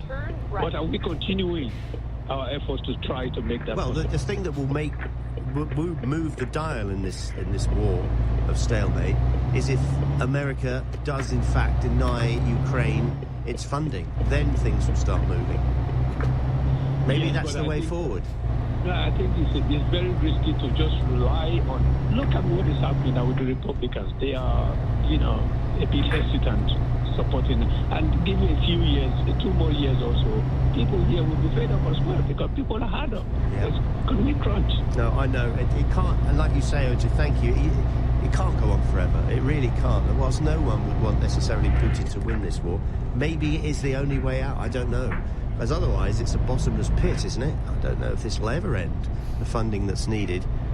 Ian says, Tim, the West can cripple the Russian economy by tying up 50% of their economy to the war. In time, Putin will be on his knees, begging to settle. Keep funding the war. Well, it hasn't happened yet, has it? I don't think Putin will ever do that, to be honest. Ever. Right, thank you very much for listening. I shall be back tomorrow at the ridiculous hour of 4 a.m. If you missed any of today's show, you can listen back on Catch Up on Global Player. It's the official LBC app. You can pause and rewind live radio. You can have a list to all our podcasts as well. There are loads of them. Download it for free from your app store or head to globalplayer.com. Coming up at 10 on LBC, it's James O'Brien. But now, with your Tuesday breakfast, Nick Ferrari. Thanks, Ian. At 7 o'clock on Tuesday, April the 9th, there's nothing to see here with the Angela Rayner supposed scandal. So says Keir Starmer at a hospital in the East Midlands. The idea that the Tories want to be focusing on what Angela Rayner, how much time she spent with her ex-husband 10 years ago, I can tell you here, at this hospital, nobody is interested in that. Staying with Labour matters, Shadow Chancellor Rachel Reeves promises a crackdown on tax dodgers to fund the NHS. She joins us later in the show. Hero campaigner, former sub-postmaster Alan Bates speaking yesterday. I think after the inquiry, then I think that's definitely the next stage. And then we start looking at prosecutions. He appears at that inquiry today. Plus, this controversial politician chanting for the erasure of Israel from the map. To my mind, there's only one way to describe those marches. They are hate marches. Former Home Secretary Suella Braverman joins us in the first hour, plus the record surge in £150,000 a year council fat cats. It's all after the news. On your radio, on Global Player, and Play LBC. leading Britain's conversation. This is LBC. From Global's newsroom at 7 o'clock, the Foreign Secretary, Lord Cameron, has met Donald Trump in Florida ahead of talks with his US counterpart, Antony Blinken. He'll travel to Washington later to urge US lawmakers to approve a stalled package of military aid for Ukraine. Many Republicans are opposed to providing more support to Kiev, but Mr. Blinken has described the defense of Ukraine as everyone's fight. If Russia were somehow to succeed in Ukraine, if we did not continue to stand with Ukraine, the message to would-be aggressors everywhere is it's open season. You can get away with it too. And so it's imperative that Congress move forward with the supplemental budget request that President Biden made for additional assistance to Ukraine. Lord Cameron's also expected to discuss the situation in the Middle East on his trip to Washington. He will again call for major changes from Israel following the deaths of 7 aid workers in Gaza last week. Talks aimed at securing a ceasefire between Israel and Hamas have been taking place in Egypt. The Conservative MP William Ragg has reportedly stepped down from 2 of his parliamentary roles. It's after he admitted giving colleagues phone numbers to someone he met on a dating app in an apparent honey trap scam. It's understood he's resigned as vice chair of the 1922 committee of Tory backbenchers. Labour has promised to crack down on tax avoidance to pay for commitments on schools and the NHS. It says a narrowing of the tax gap will raise £5 billion a year, partly through investment in HMRC. Cloudy skies prevented spectators in the UK from seeing a partial solar eclipse last night, but a total eclipse could be seen by millions of people across North America. Incredible. I want to start crying. I had no idea it was going to be this spectacular, but it's really awesome. I think it's pretty crazy. The best weather was seen in Mexico and at the tail end of the eclipse in Vermont and Maine. In the city, the FTSE 100 will reopen this morning at 79.43 after closing up 32 yesterday. The pound buys $1.26 and €1.16. LBC weather, a wet and windy day for many places, then rain clearing to the east later, a high of 12 Celsius. From Global's newsroom for LBC, I'm Thomas Watts. Albert Einstein here. Chico and I are out for walkies in the park. My watch tells me we've walked exactly 3,004 steps, our personal best. Our steps aren't the only thing we track. Our smart meter display at home tells us how much energy we use daily, weekly and monthly, which can help me make changes to save energy. And now my watch tells me it's time to head back for a cuppa. Right, Chico? For extra help managing your household budgets, search Get a Smart Meter today. Consumer action required. Eligibility may vary.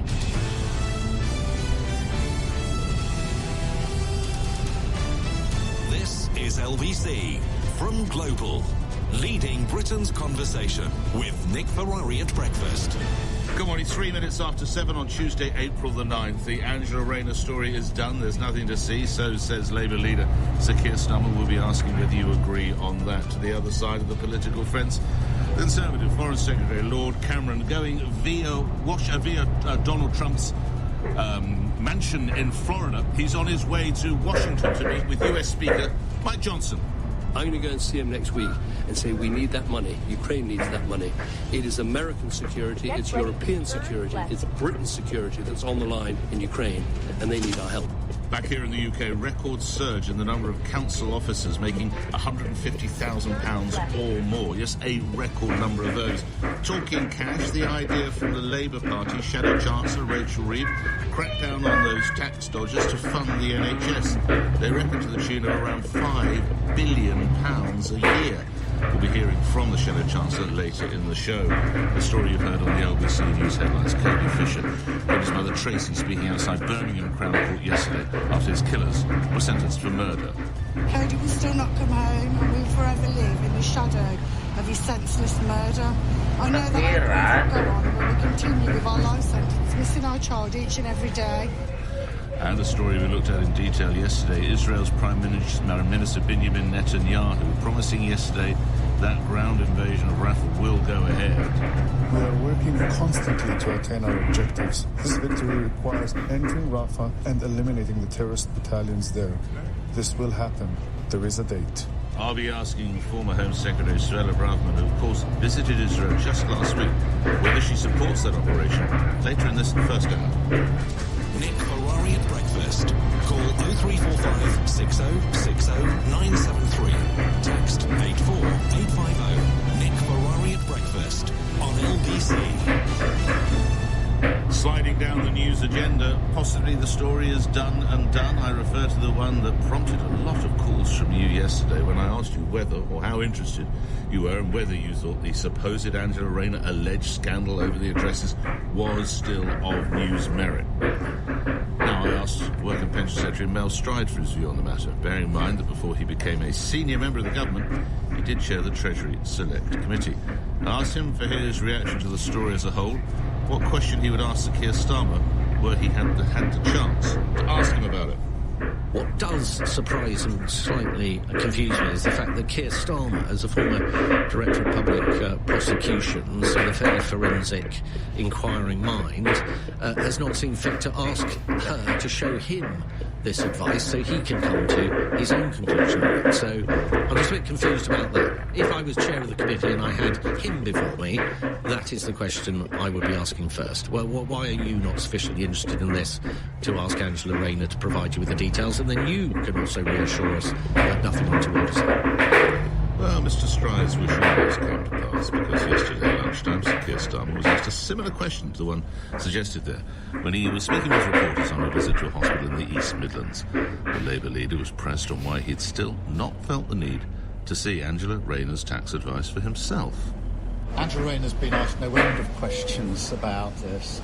She's answered them all. She said she's very happy to answer any further questions from the police or from any of the authorities. I don't need to see the legal advice. My team has seen it. But I will say this, that on the day that the A&E figures, people waiting more than 24 hours in A&E, we now know that they are 10 times as high as they were 5 years ago. The idea that the Tories want to be focusing on what Angela Rayner, how much time she spent with her ex-husband 10 years ago. I can tell you here, at this hospital, nobody is interested in that. They're very, very interested in what are you going to do about the A&E problem caused by this government. Do you think your team isn't showing you that advice to protect you? No, of course I don't. They've seen the advice. It's not appropriate for me to see it. But I do know this. But if you're waiting more than 24 hours for A&E, you're much more interested in why the government is not absolutely laser-focused on that, which is what they should be, than chasing this smear against Angela Rayner and how much time she spent with her husband over 10 years ago. It's a delicious irony, isn't it, that we're going to be speaking with the Shadow Chancellor, Rachel Reeves, later in the show, and I'm not suggesting that any dodging has gone on here, but she's going to be talking about spending money to crack down on tax dodging. I repeat, I'm not stating there's any dodging going on here, but we still don't know whether or not Angela Rayner, the deputy leader of the party, managed to avoid paying capital gains tax on the £48,500 she profited from the sale of that property. This almost infamous property now. So while the Labour Party loudly and possibly understandably complain and demand to see the legal advice the government has had as regards the legitimacy of arms sales to Israel, notwithstanding, of course, ICJ rulings against that, and whether in some way, if it is found to be an illegal war, Britain will in some way be found to be complicit because they continue to supply arms, albeit a vanishingly small percentage, but it's the morality of it all, isn't it? So Labour demanding to see that legal advice. But when it comes to your own deputy leader and the story that in some quarters, not all, I agree, but in some quarters just won't go away, why this supposed blind spot? Well, let's put that to Richard Power Said, who's a former Labour Party official, political commentator, and the author of 1997, The Future That Never Happened, A History of New Labour. Your characterisation of the way that Sir Keir Starmer has handled this, is he getting it about right? Good morning. Good morning. Yes, absolutely. I think he's treating it as the nonsense that it is. I mean, I think you're having to try quite hard there, Nick, to make this sound serious when you're comparing the legal advice that the government of the United Kingdom has received regarding selling arms to a country that may or may not, I think probably it is, committing war crimes, versus private information that Angela Rayner has given to the police about her family set up in order to explain tax decision that the police and HMRC say is fine. I mean, the idea of comparing those two things is so bonkers. It's just wild. So you'd want legal advice on that, but you wouldn't want legal advice on your own deputy? If you're asking specifically about this question of Keir Starmer looking at the legal advice himself on, but he used to be Director of Public Prosecution, as you well know, and I'm sure... If he's such supposedly forensically minded individual, why would he not be clamouring to see the advice? I imagine he would love to be able to say, whether or not someone should be prosecuted for something is kind of my expertise, and obviously Angela's done nothing wrong. I've taken a look, so the Tories should take a hike. But if he gets involved like this, and you're getting the former Commons officials angle here, if he gets involved like that, it creates a new angle in the story, and it draws huge attention to it, when actually this is a nonsense story. It doesn't deserve that oxygen. And really crucial point here, very, very few people outside of the Westminster bubble have heard about this or care about it. So the idea that the deputy leader of the party, who's called in the past many occasions for accountability, and we need trust in politics, she doesn't have to be accountable. Again, this is the really weird thing about this story. She is being held accountable. The police have investigated. They said there's rather... Sorry. they're only looking again because some Tory MP from near her insisted that they had to. They don't have any new evidence, right? And this is the really kind of grim thing about this whole story. The Tories spent 9 years defunding our police service. Now they're attacking the cops, not because the Tories have better information than them, not because they know the law better, but because they don't like the police's decision. The Tories know for a fact, that they haven't seen all the evidence, and that the police have seen all the evidence, because Angela's been very clear about this. She's revealing most of her public information, but a little bit of private family information is staying private and going on these police. Totally fair, totally normal. And yet, the Tories are still saying they know better, still telling the cops how to do their job. And can you imagine being that arrogant? Just lastly, so the argument that she was running 2 homes at the same time, we just take that? No. We take the police saying there's nothing to worry about here. We focus on the police telling us that there's a £2.2 billion cash shortfall amongst our condition police, thanks to the Tories defunding. Okay. Of course, that's not so much the financial issues, but Richard Power Said, thank you. You're a former Labour Party official and a political commentator. Let's get into your calls. 13 minutes after 7 is the time. Lisa's in Chorley. Lisa, good morning. You're on the radio. Your view. My view is, I don't understand why you're dragging this out for another day, innit? Quite honestly, when there's so much corruption going on in the Tory party, I agree. We're focusing on this for yet another day. It's pathetic. Where's your balance? Don't worry, we'll be looking at all the problems with the Conservative Party and their handling, or I would say lack of handling, of William Bragg later in the show. Don't worry about that. That's going to be coming up.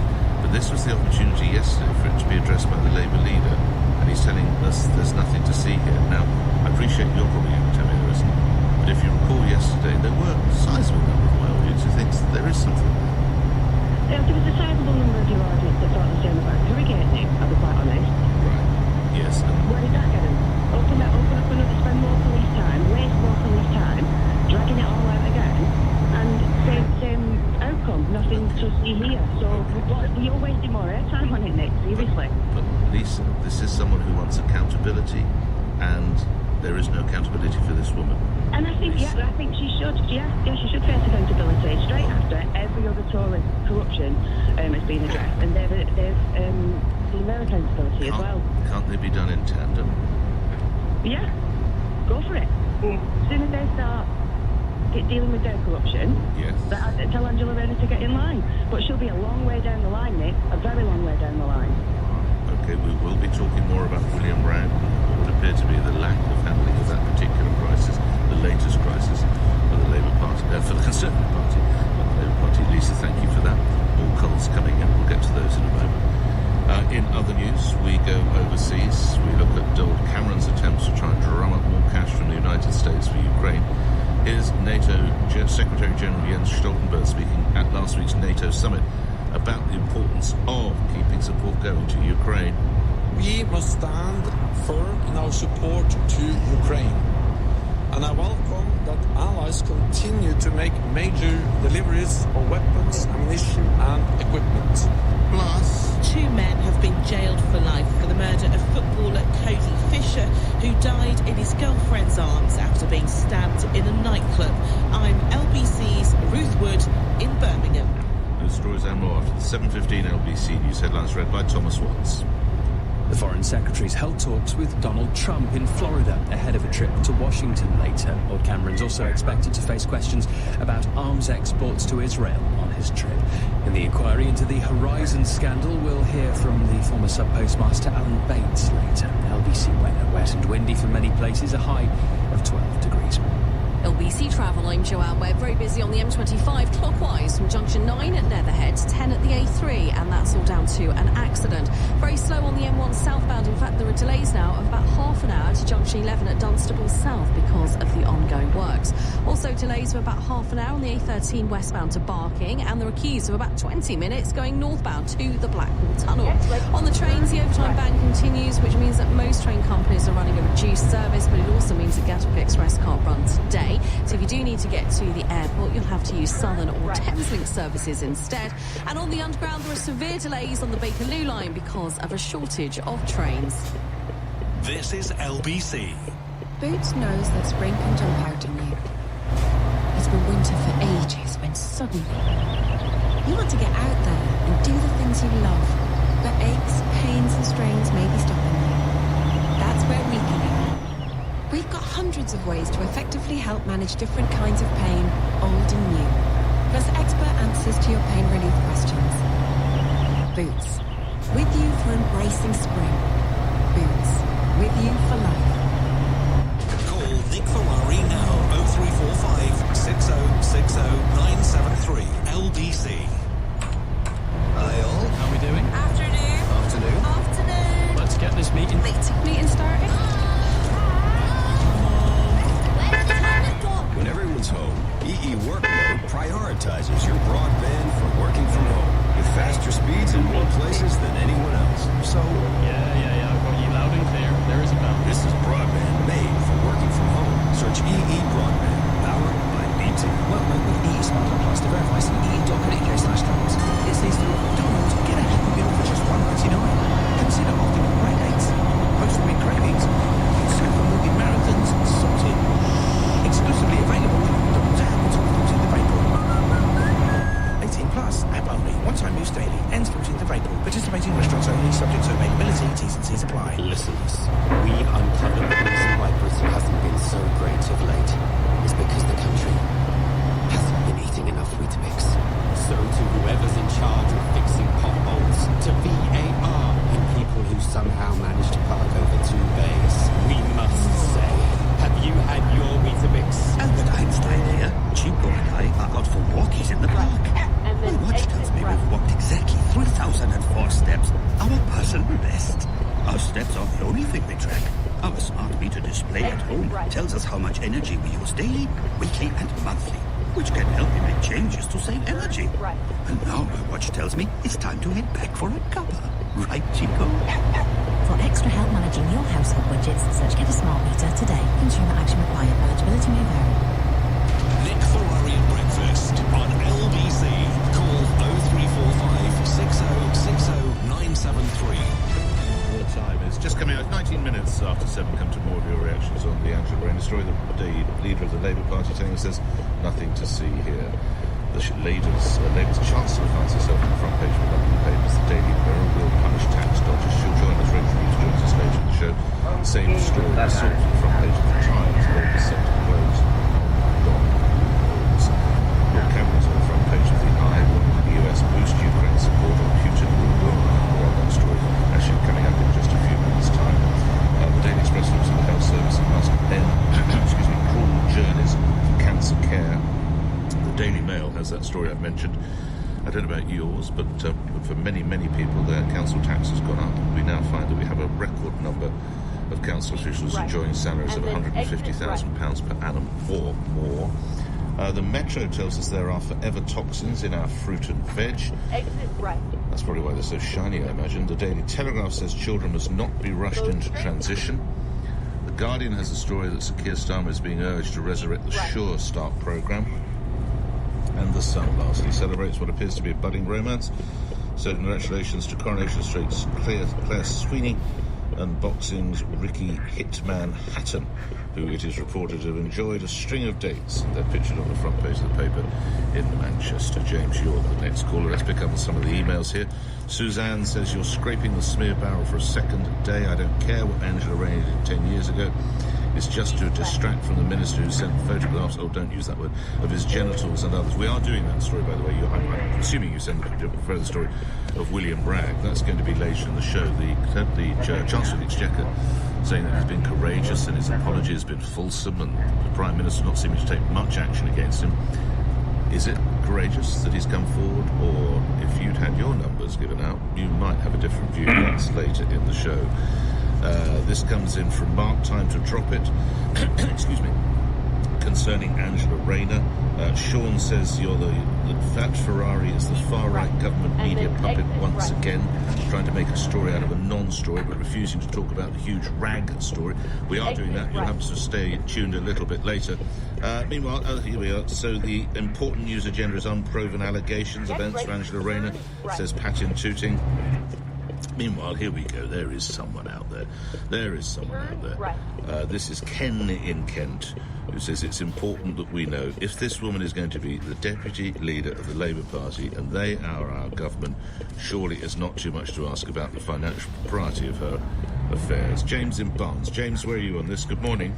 Morning, Nick. I think I must be getting old that I agree with you more and more, so it does concern me. I think, Nick, that, and I'm a Labour supporter, and this is a slam dunk as night follows day, that if you are married, and remember, this was after she was married, you can only nominate one home that you live in. Whether you decide to live in separate homes, that's up to the individuals concerned. And therefore, she cannot sell a home that she was not living in as her main home and claim that it was her main home. And I think that where she is foolish, and I'm a Labour supporter, is it doesn't matter that Nadine Zahawi had to pay back $4.5 million. The amount is irrelevant, whether it was 500 quid or £1,000. She is now becoming the story, and Keir Starmer, and they reel out David Lammy, bless him, on Sky News to pontificate defend the indefensible. She should say, listen, I made a mistake. The advice I was given was... And there's no point, Nick, when she says, I was advised. We all know that if you have an accountant, a lot of them will advise you to do what you shouldn't do to save tax. And it's up to you to take that advice or not. So she can't blame your accountant. I don't know if accountants, certainly the accountants I have, they would never tell me to do something they know would land me in the hot water, but I imagine there are some out there. What do you make then, as you say you're a Labour supporter, James, that your party leader says there is nothing to see here, no one cares, is what he says? I think he's doing a Boris Johnson, when he would say, what people really want to hear, people are concerned about this because you can't preach the whiter than white and the scum of the Conservative Party, and then you are caught doing something that everyone else has to pay. And I think that she needs to either come clean or it's going to be a problem for them. And I think it's a question of Keir Starmer's leadership. James, I will leave it there, thank you. Organ, I imagine. Meanwhile, where's this one gone? Here we've fallen off. Here we are. This comes in from Lenny. Why doesn't she just publish the advice and be done? Well, because the Labour leader says there's nothing to be seen there. We might take more calls on that. Should we go to more global affairs? Foreign Secretary Lord Cameron has met with former President Donald Trump, and of course, almost certainly nail-on Republican candidate for the elections later this year. Before Lord Cameron moved on to Washington for talks, the former Prime Minister is meeting with senior government officials in the US about the wars in Gaza and in Ukraine. It's not unusual, of course, for foreign secretaries to meet opposition candidates during visits abroad, but Lord Cameron had previously criticised Donald Trump, saying that he was simply wrong with his stance. On his visit to NATO, here's Foreign Secretary Lord Cameron last week, publishing a video on social media. He talks about what he hopes to achieve during his visit to the US. Final thing we got to do, get on the phone to Speaker Johnson in the House of Representatives in Congress in America. Britain's put forward its money for Ukraine this year, so's the European Union. America needs to do it. That is blocked in Congress. Speaker Johnson can make it happen in Congress. I'm going to go and see him next week and say we need that money. Ukraine needs that money. It is American security, it's European security, it's Britain's security that's on the line in Ukraine, and they need our help. With so much going on in the lives of our listeners, let's turn to Sam Kiley, international journalist who's been covering the story now, well, for more than 2 years. Sam, just remind listeners, what is the sort of logjam over in the US? Good morning. Morning, Nick. Well, the logjam is sort of complicated and at the same time pretty straightforward. There's $60 billion being held up by Republicans, sort of Trumpian, but not just Trumpian, Republicans in the House of Congress as part of a military spending package that includes some more money for Israel, but also critically over anti-immigration spending, which the Biden administration doesn't see why it should be tagged into this defense package. So that's where the logjam lies. But it's also, Nick, really kind of ideological. This is a stick with which to beat the Republicans believe a Biden candidate for the presidency. And, of course, that is now jeopardizing the safety of Ukraine. Just at the weekend, President Zelensky said that we will lose this war. First time, I think, he's really talked about the possibility that Ukraine could lose this war if they don't get this critical money. And I know from being there on the front lines earlier this year, the one thing that every single frontline soldier simply begs for, literally with tears in their eyes, is ammunition. Ammunition mainly for artillery, let alone the long-range rockets and other weapons that they're still being denied. So not only are the Ukrainians not getting what they need to survive, they're nowhere close to getting what they need to actually beat the Russians out of their territory. Right. How have you seen the Ukrainian response change over the last 2 and a bit years, Sam? Well, 2 years ago, almost exactly this time 2 years ago, there were swashbuckling units of self-formed, heroic characters, very kind of old-school SAS people from the Ukrainians turning round the Russian invasion. You'll remember those convoys that were stuck and then turned round outside Kiev, Kharkiv and Sumy in the north. Now, those self-same people, half of them are probably dead. They're on the back foot.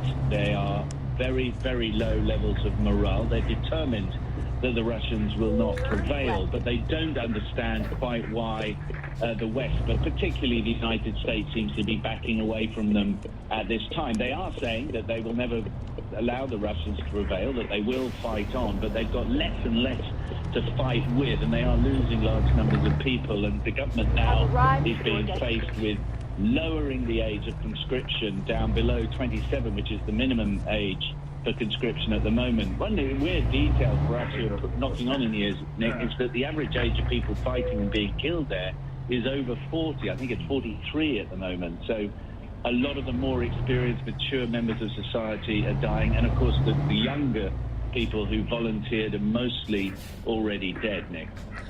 Lastly, Lord Cameron is meeting with Donald Trump. He will be the Republican candidate, I have no doubt. There is a chance he could even be president by the end of the year. What impact might that have on the Ukraine conflict, Sam? From the Ukrainian perspective, I think from the wider European perspective, utterly catastrophic, and as a result of which NATO partners are already trying to kind of bake in those costs and face the fact that the $100 billion dollars that they're trying to put together as a long-term plan from the European Union's perspective.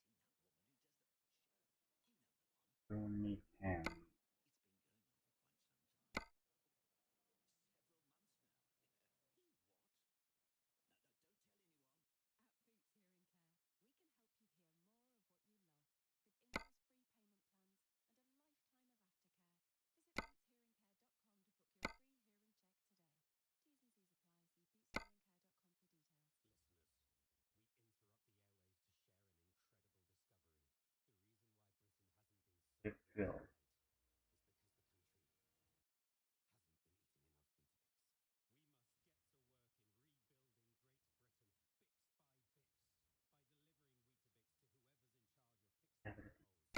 Go.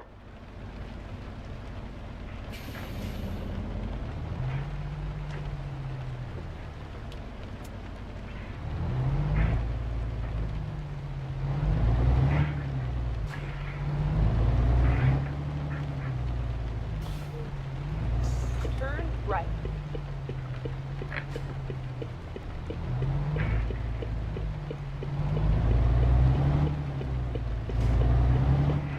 At the roundabout, take this first exit. Exit now.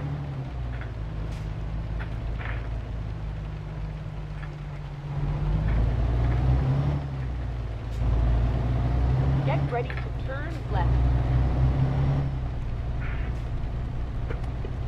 Turn left.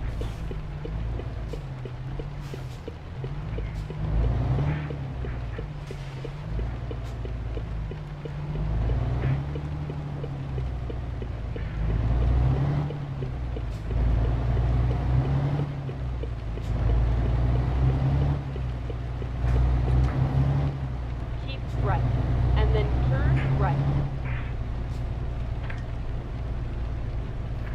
Turn right.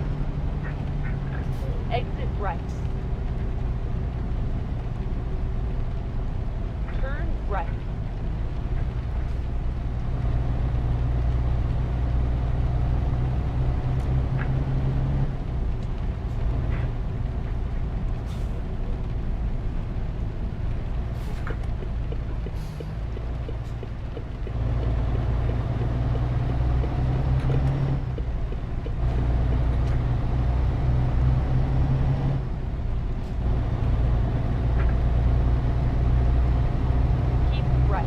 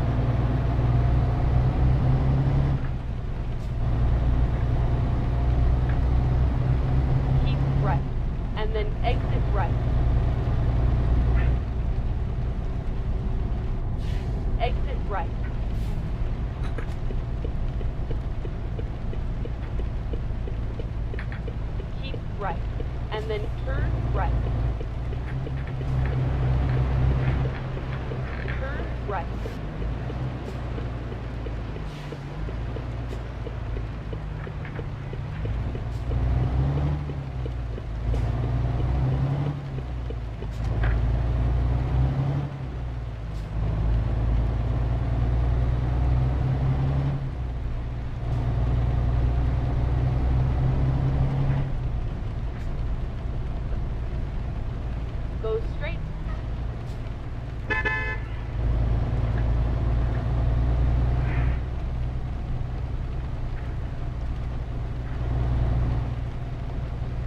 Keep right, and then turn right.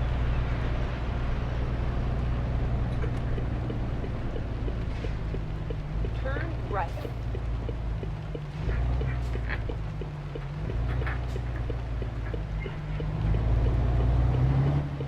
Get ready to turn left. Turn left.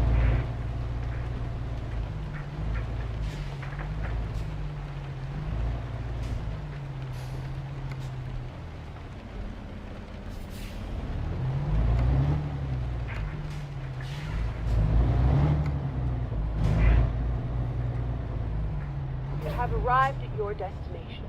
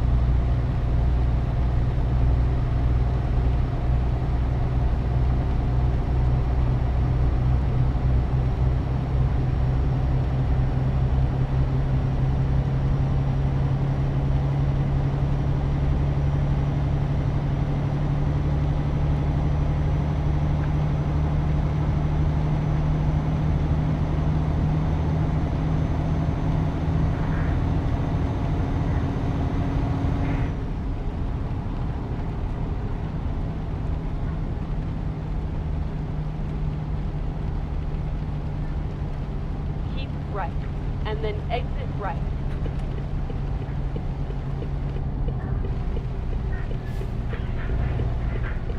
Exit right.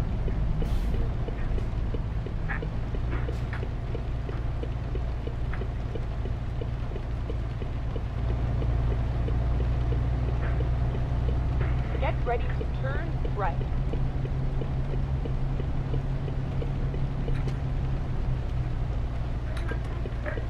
Turn right.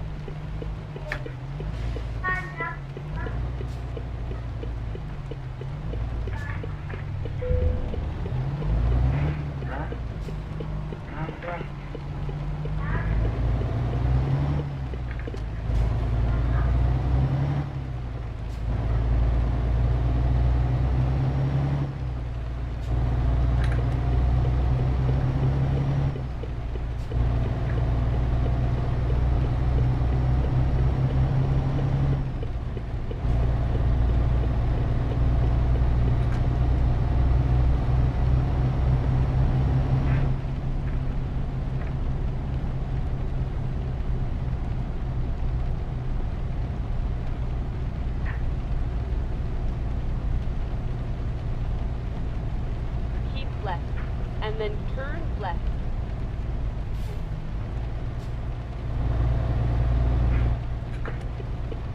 Turn left.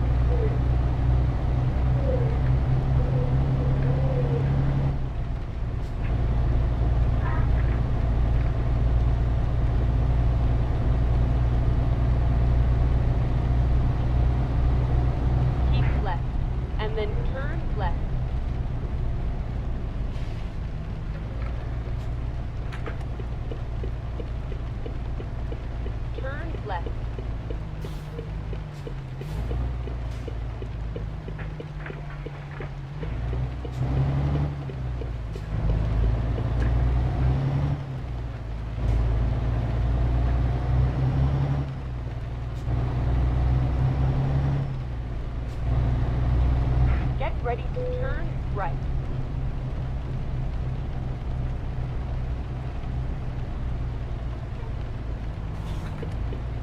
Turn right.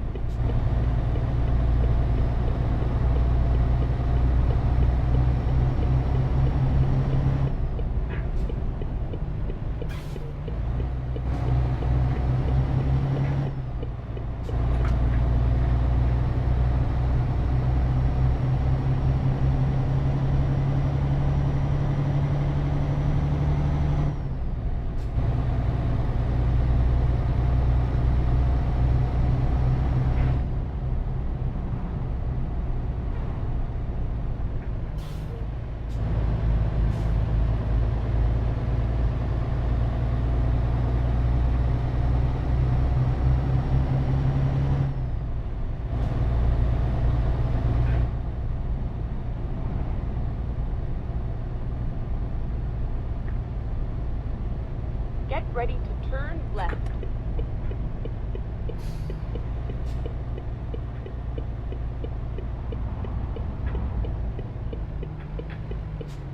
Turn left.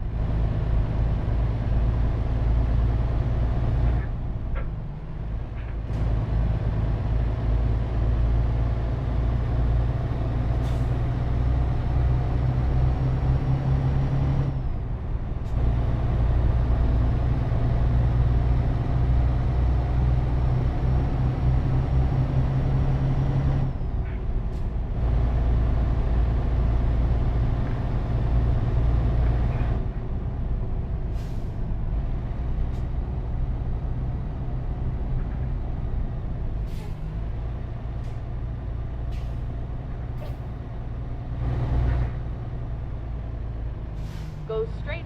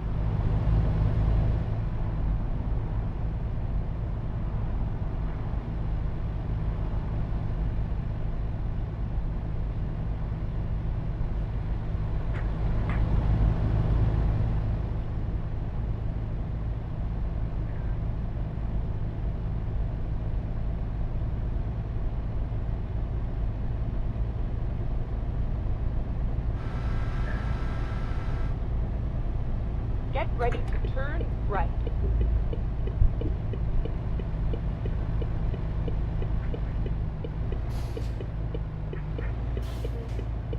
Turn right.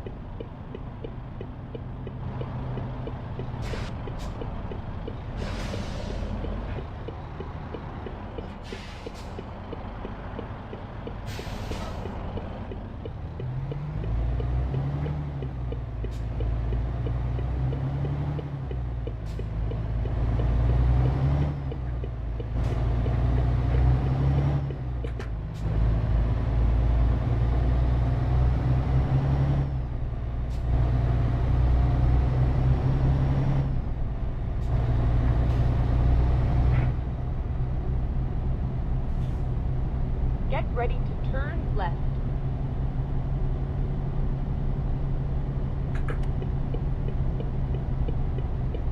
Turn left.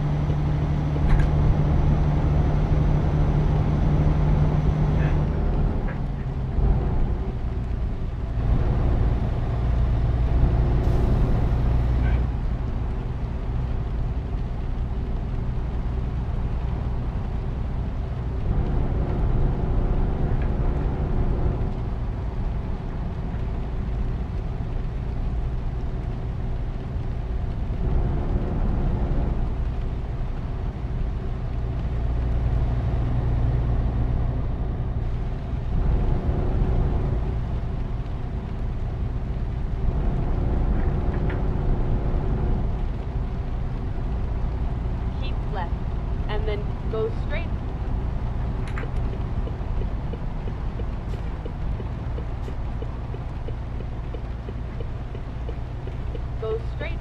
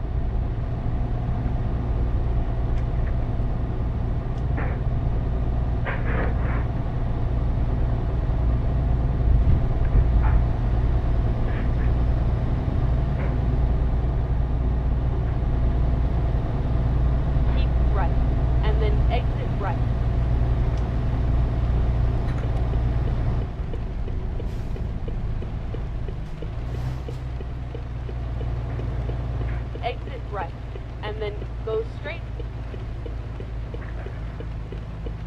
Go straight.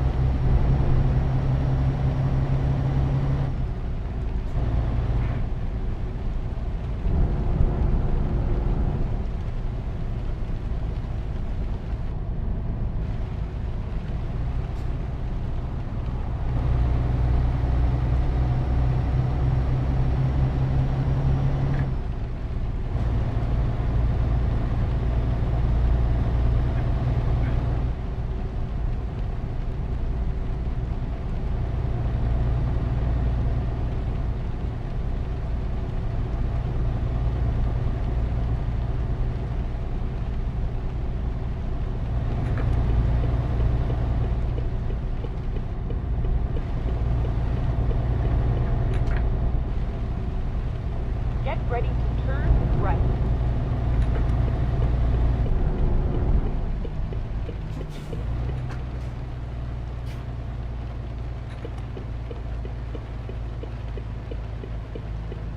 Turn right.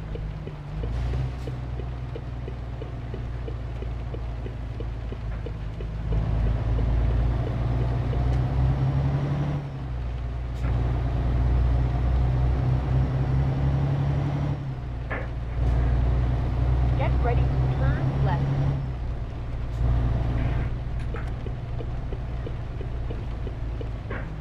Turn left.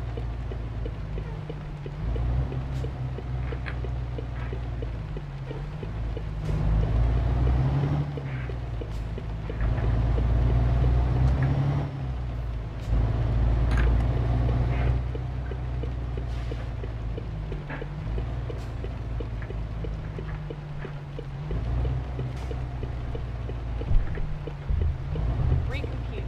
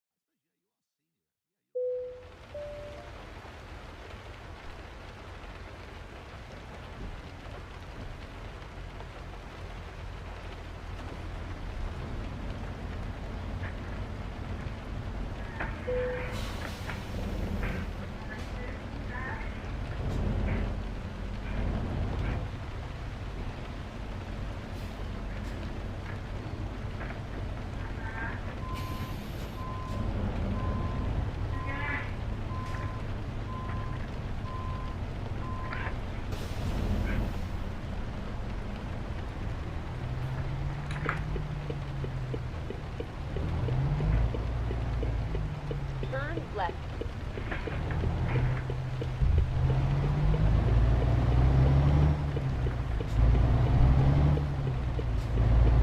Get ready to turn right.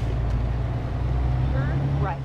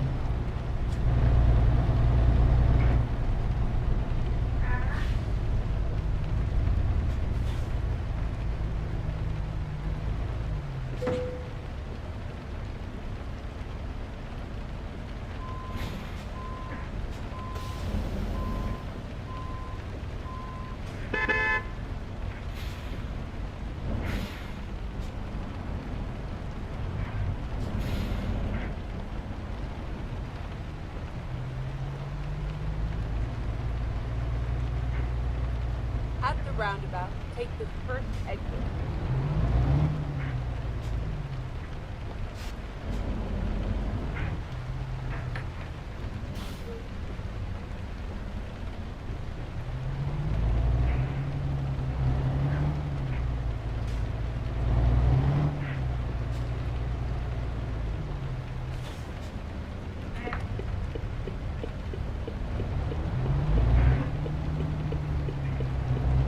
Exit now.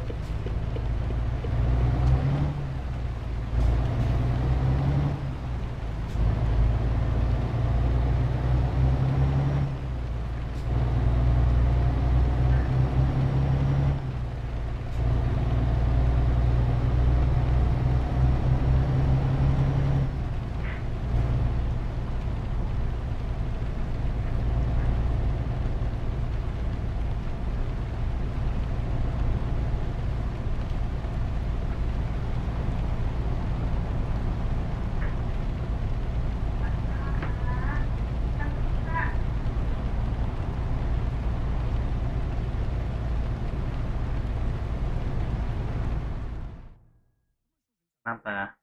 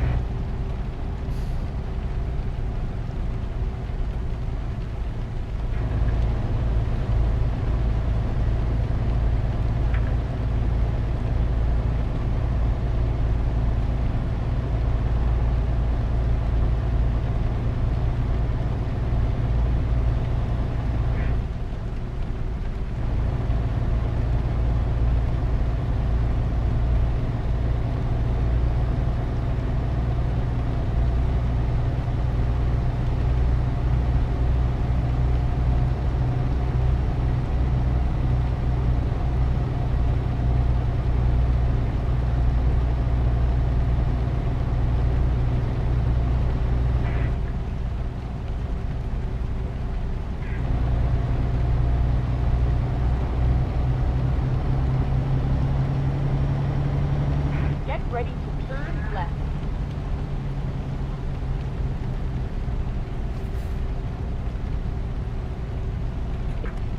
Turn left.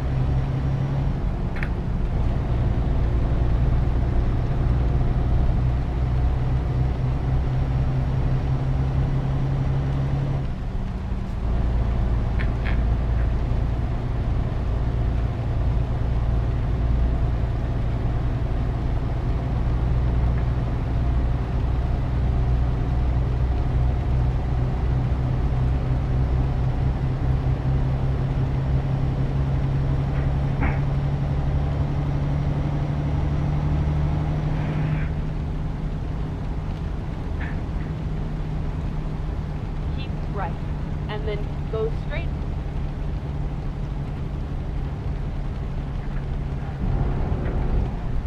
Go straight.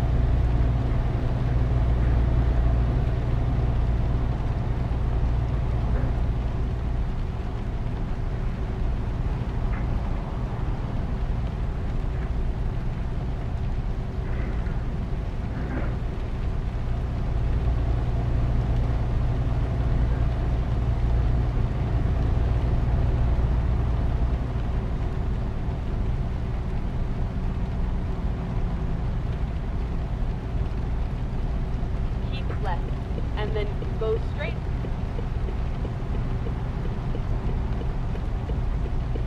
Go straight.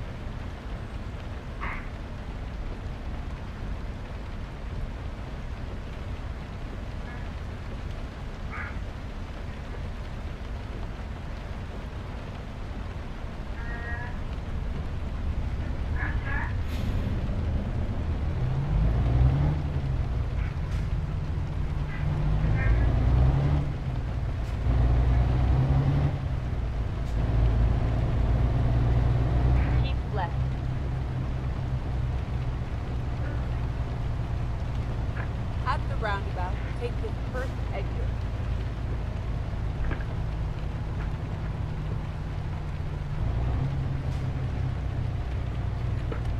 Exit now.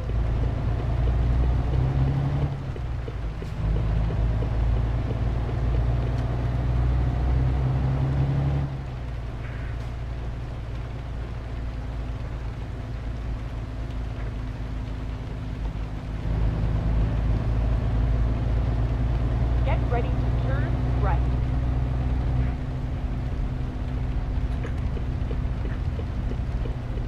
Turn right.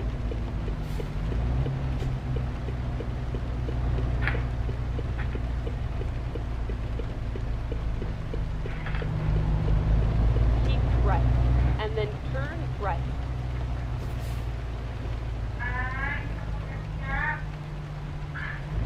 Turn right.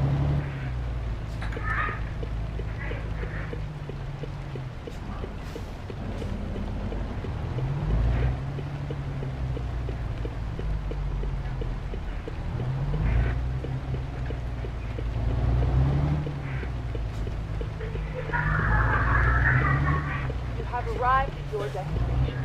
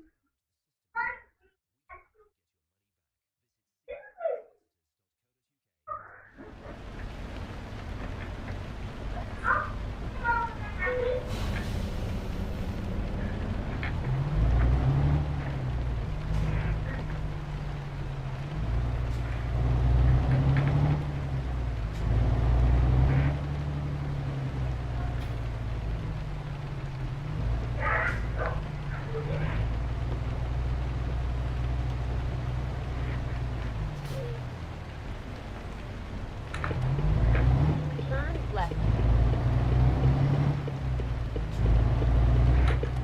Keep right, and then turn right. Turn right.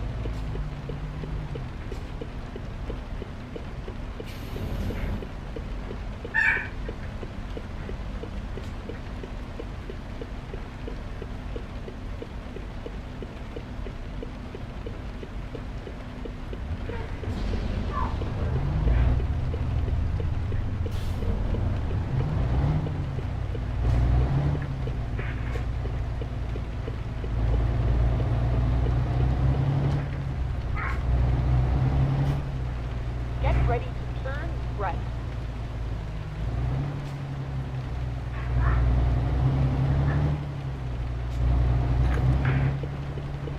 Turn right. You have arrived at your destination.